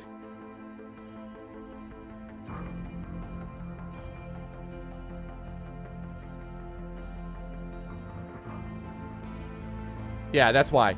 Because they literally said that it supports white genocide by having a black person cast in the role. That's literally one of the arguments. It was the stupidest thing. Then it kind of caught out. Yeah, well, I know, but some people missed the memo, you know? So. There's a Star Wars marathon, all 7 in a row. Oh, awesome. Awesome, yeah, nice. Okay, so here's what you guys see. Step this way, says the aged creature, showing you to a trapdoor at the base of one of the statues. You must go down there. If you return, you may pass through to the mountain. You open the trapdoor and climb down into the darkness. When you reach the bottom, you see that you are in a dimly lit cavern occupied by a cyclops. This large, one-eyed humanoid tears your sheathed sword from you and casts it into a niche high up in the cavern wall. No, it says, we will fight. You will have to fight it using unarmed combat. Now, this one is going to be a special one, guys, because chat, you guys are going to be coordinating this combat. This is not dice rolling here. This is a special thing that's based upon the way that the combat is proceeding. So the key thing to keep in mind is be very careful in listening for the descriptions of what's happening in the fight. Because the way it works is, when it's stamina, it has a stamina of 16. Its stamina is 16, but you're not going to kill it in the normal way. You are going to make decisions about what happens to it, and whether you damage it or not is based upon the votes that you guys make in chat, okay? So, you're now going to decide on your opening attack. And by the way, it says to turn to 311.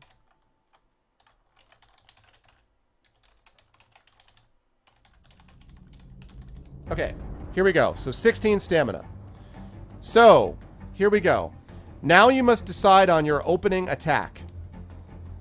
So for your opening attack, chat, are you going to take a flying kick at its chest?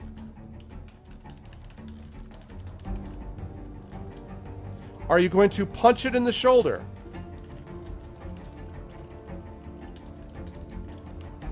Or are you going to jump in close and elbow it in the ribs?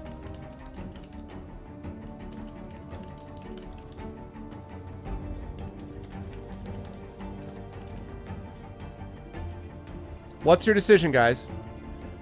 Flying kick, punch in the shoulder, or jump in close and elbow in the ribs? And again, pay careful attention to each description, because what happens, like, whatever you decide to do, you'll have to think about your position relative to the Cyclops from that going forward. Kick it in the junk. Not an option, sadly. Vote 1, dynamic entry. Give him the business. What's up, Riddler? It's like the Alpha Protocol thing I got at the very end where you could do this, like the flying kick.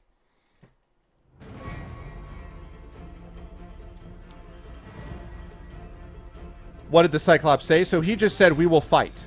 And so what I was saying was that, so what happens is you're fighting the Cyclops, Shatter. This is the keeper of the island that you have to get past to find your rival.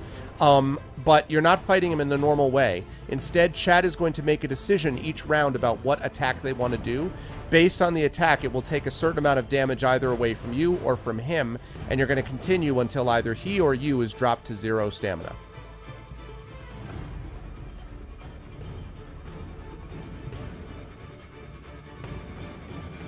All right, last call on this, last call.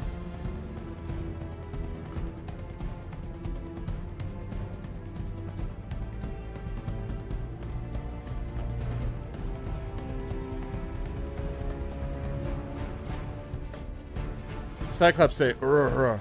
It's Back to the Future Day right in New York City." Yeah, I did actually know that. Actually, Memories in 8-Bit, Chris actually posted this picture of himself wearing like the Marty McFly outfit. And also Shattermage. Shattermage has been doing a whole series of like Back to the Future Telltale Games things leading up to this. So, yeah.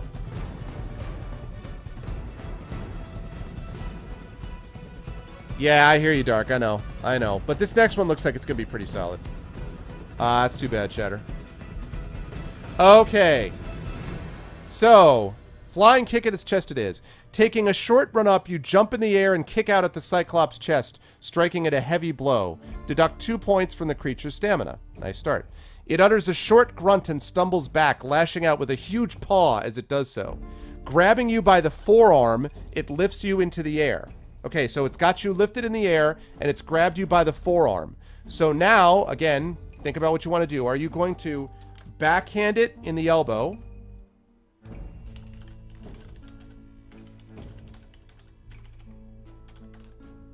Are you going to kick it in the armpit? Or are you going to bite it on the wrist?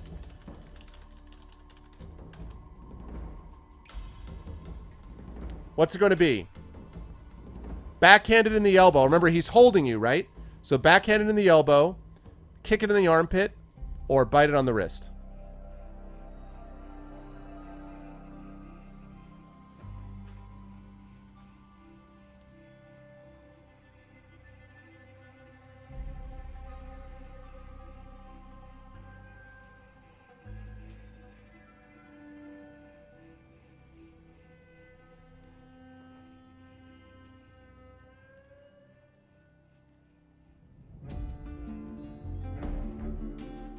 Yep. I was wondering if there was going to be any love ever for backhanded in the elbow. Like, whoosh, ah!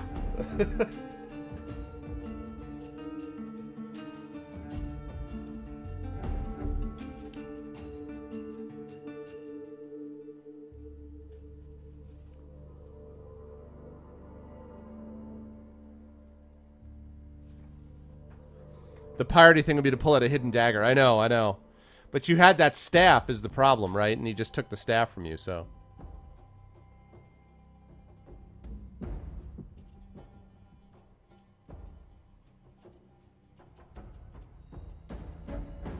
Yeah, exactly. Nobody hurt me. Yep. I like the reference. I like it. All right, closing in on last call here. Last call. Last call for this decision. What are you going to do? Bite it in the wrist, kick it in the armpit, or backhand it in the elbow? What's it going to be?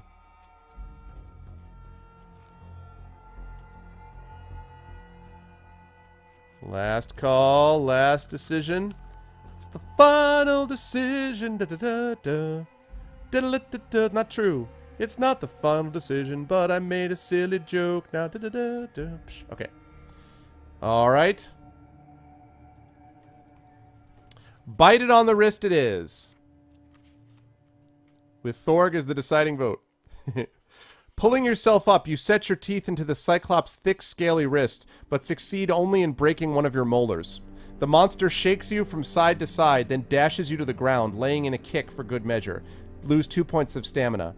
The monster, thinking you are unconscious, turns away for a moment. Climbing onto your weak legs, will you elbow it in the back of the knee, punch it in the leg, or take a flying kick into the middle of its back? So...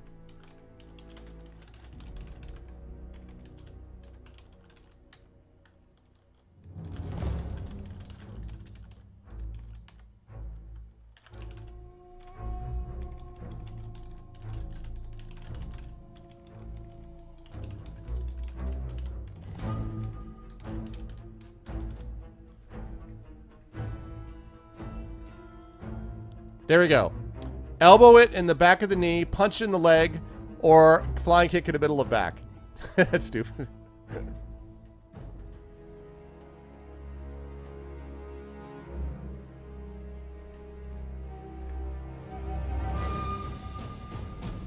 Can we save scum and train in martial arts?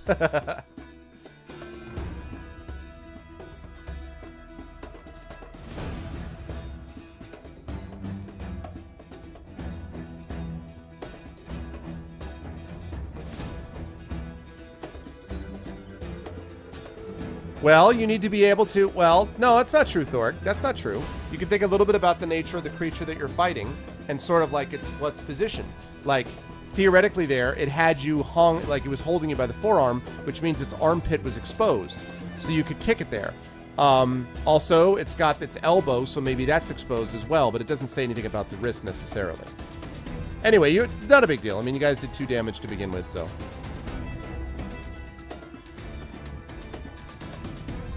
All right, last call here. The ship broke south wind and set us back to the beginning. That is quite a canon ending, yes.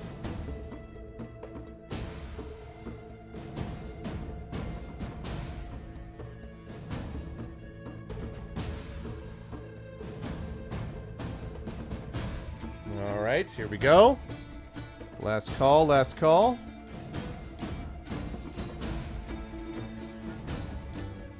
All right.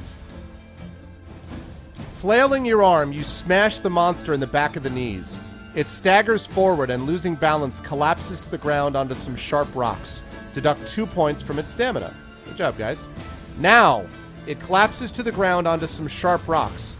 So now, while it's down, are you going to, even though I have a suspicion I know how this is going, will you kick it in the ribs, kick it in the groin,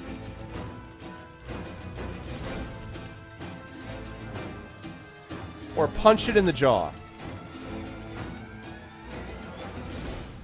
Kick it in the ribs, kick it in the groin, or punch it in the jaw? Yeah, well.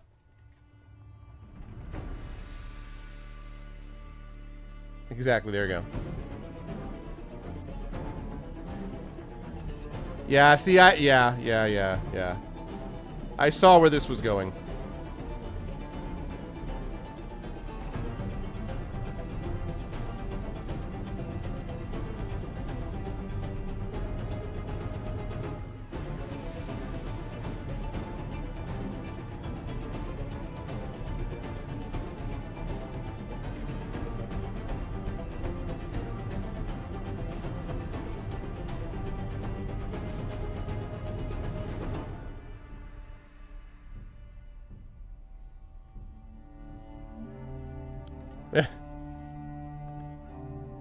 Okay. Taking advantage of the Cyclops' prone position, you step forward and kick it in the groin with all of your might. The monster does not seem to be overly distressed by your blow. You're not entirely clear whether it has the same kind of things you would expect someone to have in the groin area, but you sprain your ankle rather badly. Lose 2 points of stamina. The monster rises to its feet and then launches into a crouched attack, running to catch you in its arms. Will you take a flying kick at its head? Will you punch it in the eye? Or will you step sideways and deliver an elbow smash to the arm?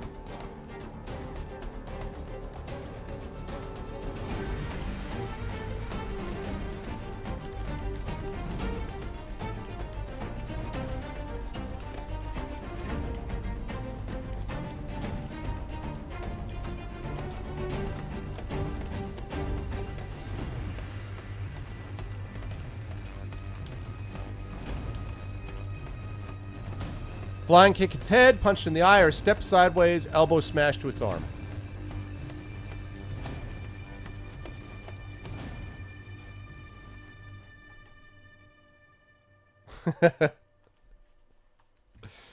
Oh, Thorg.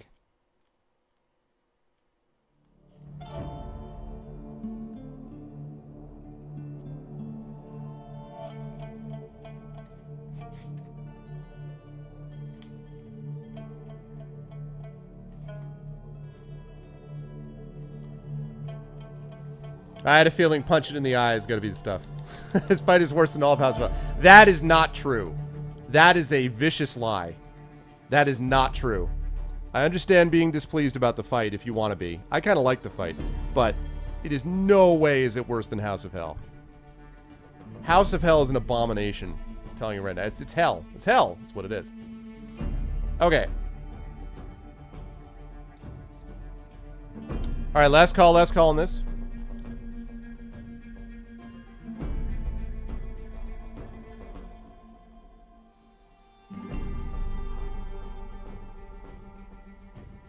Okay. Punch it in the eye. I'll punch it in the eye. And then I'll take the punch. Okay. As the Cyclops grabs you, you let fly a swift punch into its single large eye. Deduct 2 points from its stamina. Screaming in pain, the monster lifts you into the air by one of your legs. You are now hanging upside down. Will you punch it in the stomach, butt it in the ribs, or kick it in the elbow? So now you are hanging upside down. Okay. So punch in the stomach. Butt it in the ribs, or kick it in the elbow.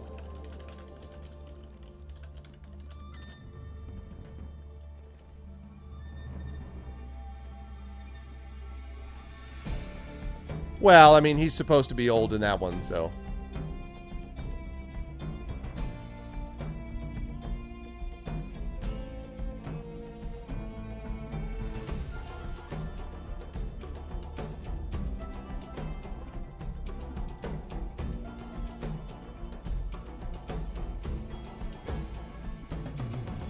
Kick it in the elbow.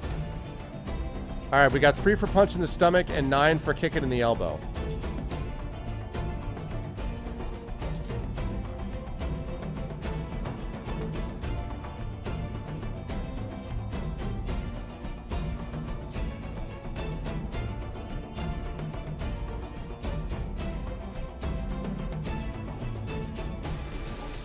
Thorg. Thorg is so salty. The salt is real.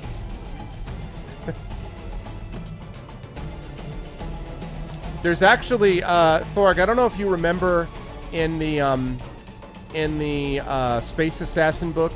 I don't know if you guys remember where you were having that thing where you were racing the car, and like there were all these choices in the car. Like you're trying to catch up to this car, and you had to make decisions like were you going to try to catch up to it in the forest? Were you going to like pull back? Were you going to accelerate? Were you going to that kind of thing?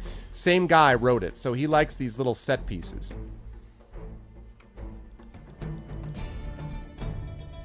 All right, last call, last call. Yep. That car chase was epic. I like that. Yeah, same guy, yeah. Okay, so kick it in the elbow. Twisting, you deliver a sharp kick to the Cyclops' elbow, possibly inducing a hairline fracture. It screams and drops you to the ground. Deduct 2 points from its stamina. Getting to your feet, you face your stricken opponent. Will you punch it in the shoulder, elbow it in the ribs, or take a flying kick at its chest?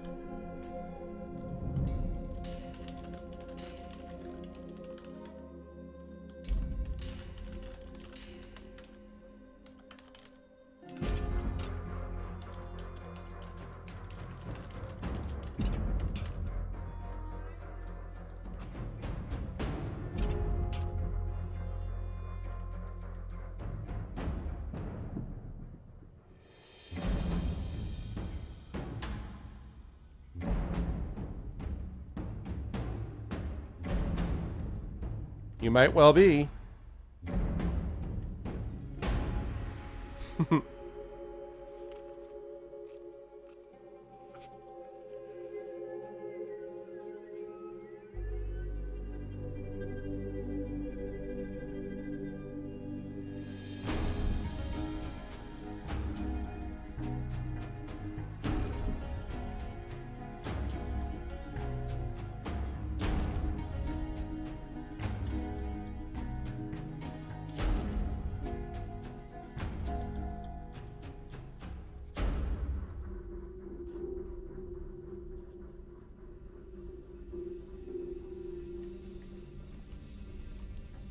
Okay, elbow in the ribs.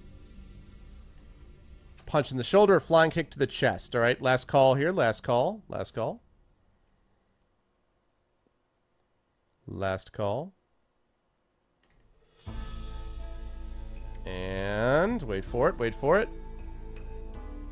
Okay. Elbow it in the ribs it is. Which I think is different than what you guys did the last time, if I'm not mistaken. Jumping forward, you deliver a swift elbow into the Cyclops' ribs, causing it to double over. Deduct 2 points from its stamina. As it leans over, it delivers a backhanded slap to your head, sending you reeling to the ground. Lose 2 points of stamina. The Cyclops recovers first, grabs you by the arm, and lifts you into the air. Will you, so now it's got you lifted in the air. Will you kick it in the shoulder? This is a little bit different. Kick it in the shoulder. Kick it in the armpit. Or backhand it in the elbow.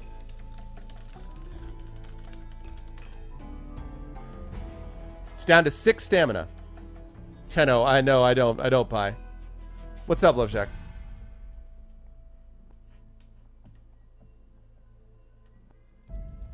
It looks like it does only have 6 toes, right?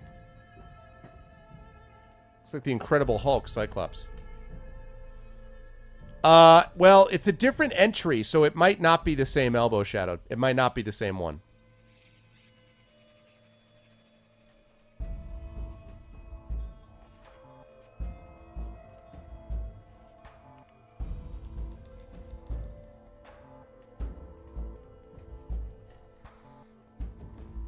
Yeah, this is not the same. This is not quite the same entry, just so you know. So it's.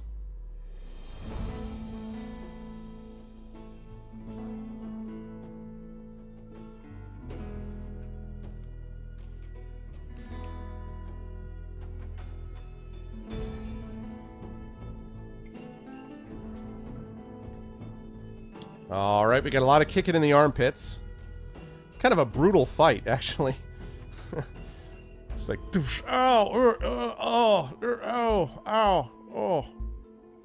It's interesting, though. I mean, they don't have room to do lots of these combat set pieces in the book, but it's interesting, like, you know, you couldn't have every fight done this way, but it's interesting to have once in a while do something of this kind, this sort of set piece. Break lottery, a lung is under the armpit. I say go for it. Fair enough. All right, last call, last call. Last call. Love Shack would know.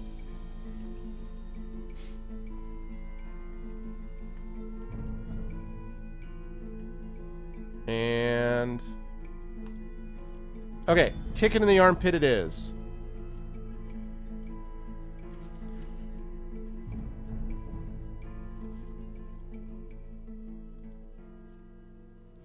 Summoning all your energy, you swing violently and smash the creature in the armpit with your foot. Screaming, it drops you to the ground and then clutches its wound. Deduct 2 points from its stamina. Landing lightly, you run nimbly behind the stricken Cyclops. Will you, so you're behind the Cyclops now, will you punch it in the kidneys,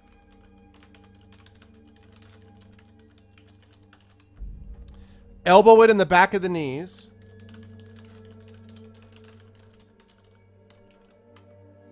or take a flying kick into the middle of its back?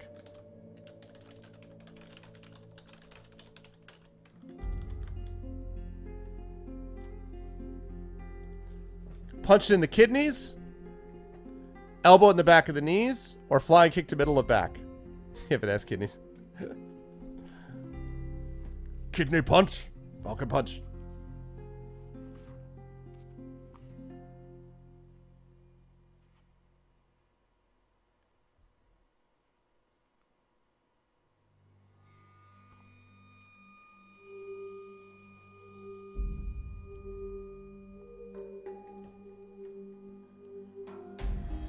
Oh, you have to do the pain to the kidneys? Kidney stones. Flying kick will always help.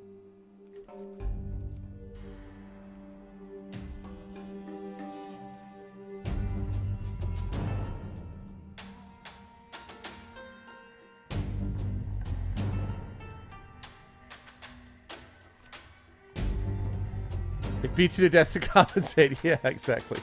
Alright, this is a close one. This is a close one. We have a lot of... The chat could go many different directions here. Chat's like, you know, I could totally do it. I could totally see kidney punch, elbow in the back of the knees, or flying kick. So last call here. Last call.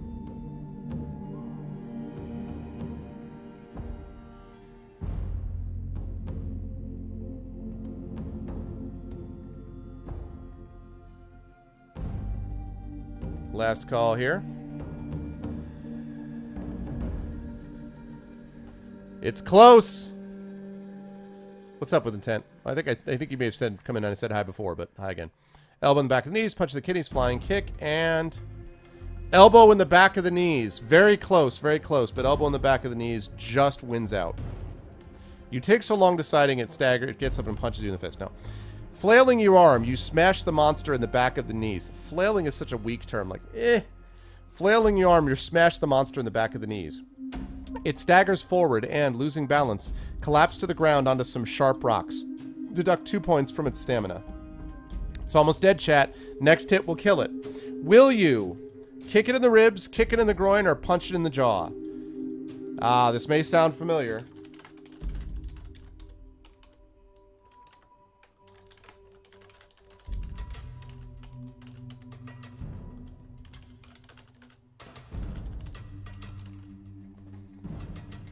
You've been here before.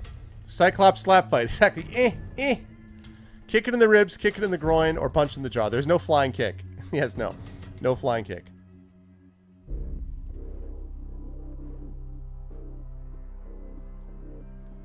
Who is voting for kick it in the... Right, exactly. Uppercut it!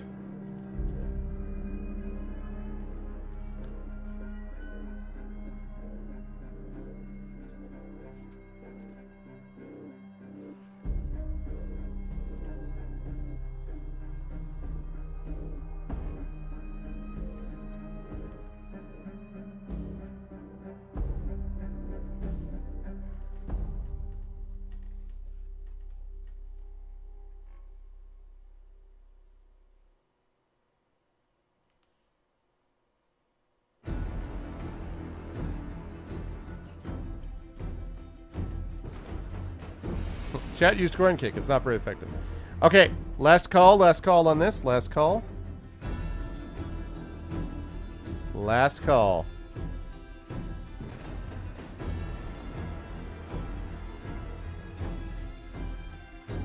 Right, exactly. Yeah, maybe this time it'll work. Maybe it'll work this time. All right. And wait for it, wait for it. Punch in the jaw it is. Running up to the creature's head, you punch it with terrific force in the jaw. Deduct 2 points from its stamina. The Cyclops drops to the ground, unconscious. Victorious, you climb back up the ladder and through the trapdoor to face the wizened old creature who sent you down in the first place. He cackles when you appear, and then draws forth from his belt a small pouch. "You did well," he says. "Perhaps this is a sign of your victory." And he drops the bag in your hand. Opening the bag, you are stunned to see 200 gold pieces waiting inside it. He then ushers you through the gap in the wall, indicating the path you must take to reach the summit of Nippur's mountain. So 668. KO! Right.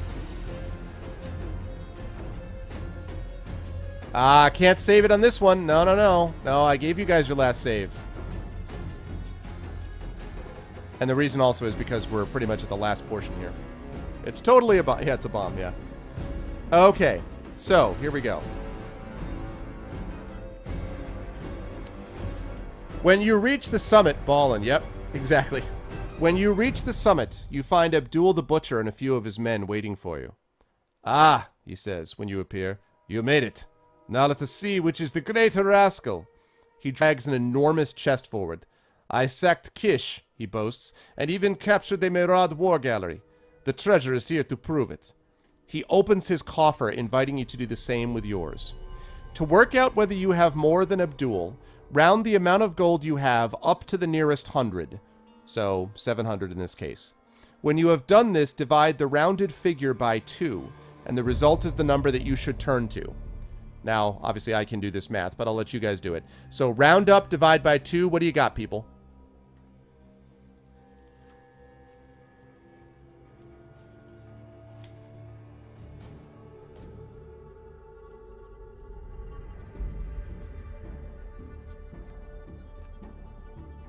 350.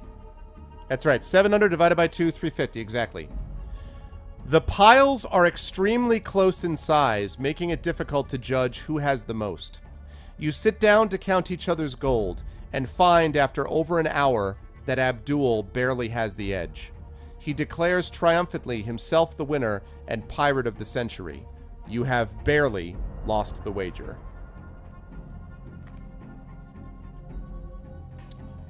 Well, that's it, folks.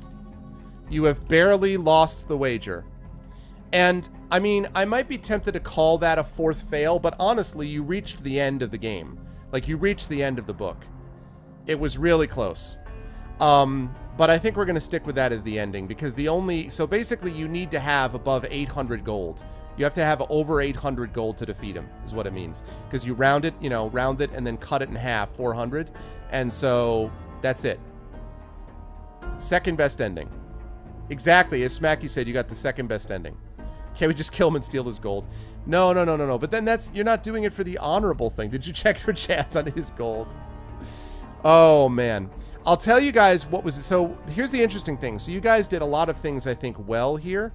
The only thing I can think of is that probably initially one of the early decisions that you made, which was the whole thing about, like, instead of attacking the village, waiting for the caravans, that might have slowed you down a little bit.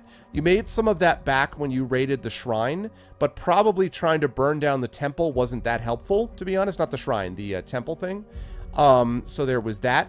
And then I think there wasn't a whole lot else that could be said. You could have, now, had you fought that beast that was on the island that you fought on Saturday when we went through this last time, had you fought that beast and defeated it, you would have gotten hundreds of gold from that. The problem was, though, it had a strength of, a skill, I mean, of like a crew strike skill of 12. So by the time you had defeated that creature, you had like a crew strength of practically 0. So you would never have had enough to be able to get to Nippur. That might have put you over the top, but then you wouldn't have gotten to Nippur in the first place. So it was like... It was so close. So basically you needed another 100 gold. Yeah. But listen, I'll read you guys the worst ending. I'll read you guys what the worst ending would have been, though. If you had had less than that, here's what he would have said. Come now, says Abdul, looking at your markedly smaller pile of gold. It was hardly even a contest. And you call yourself a pirate? You have been hopelessly trounced. Abdul is, without a doubt, the greater pirate. You have lost the wager. So that's the worst ending. The worst ending is where he's like, what the hell is this, really? You know? Not exactly hosed from the get-go. Not exactly, but... They're more like guidelines anyway. Yeah. Pirates of the Caribbean was good. It was good. But yes, you guys did a great job, though, in general. I thought it was a lot of fun. You guys, like, really got into it. It was a lot of fun, and there was a lot going on here as well. Like, I think you guys did a really good job. I really was proud of you. Can we borrow 100 gold from the bank? No, it wasn't RNG. No, no, no. It was not RNG. RNG is not what made you decide to set a wooden temple on fire with intent. That was not RNG.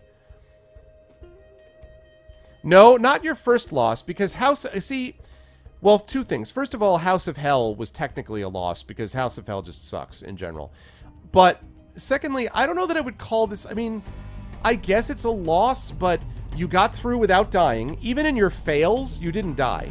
You got through without dying, and you lived to fight another day. I mean, this is like an open-ended game. So to me, it was like the second best ending. I don't see it as a fail, exactly. I don't know. It doesn't feel like a loss in the same way to me. To me, I'd call it like neutral, you know? I'm just saying, you know, you didn't roll a die and go 6. I guess I got to set the temple on fire. You guys did that right here. So, oh man, but that was fun. Did you guys have fun with this though? I hope you guys enjoyed it, because I certainly did. I think I love doing these Fighting Fantasy series with you guys. They're a lot of fun. I hope you enjoyed it. And yes, so we have completed yet another one. We have completed Seas of Blood.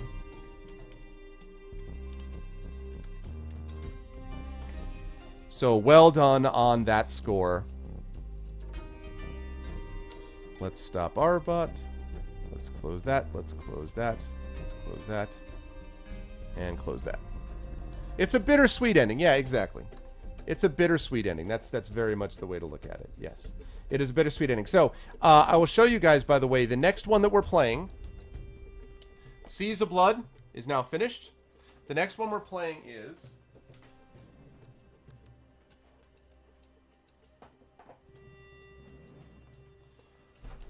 Appointment with Fear, except this time when we play this game next month, when we play Appointment with Fear, we're actually going to be playing this using the Steam, the Tin Man Games version. So you guys know Tin Man Games, friends of the show. We've had them on a number of times. So Tin Man Games made the Appointment with Fear conversion. It was a lot of fun. Last time you guys did a great job at botching the hell out of it. I mean, just literally you botched the hell out of it by wanting to make toast and like work your job instead of being a hero. But you'll get another chance now to actually win this. So Appointment with Fear is up next, where you're going to superhero it up, and that's going to be the one that you do in November. And then December is going to be Rebel Planet. So that is what we are looking at for the next Fighting Fantasy. So. And as I said on my channel, the next one that you guys have got is on Thursday when we're going to be doing Golden Sun. So on Thursday, we've got Golden Sun coming on from there as well. Yeah, I've had Tin Men on several times, Pi. I'm a big fan of them. Ben Cosmina and Kamina Vincent and Neil Renison and all those wonderful people.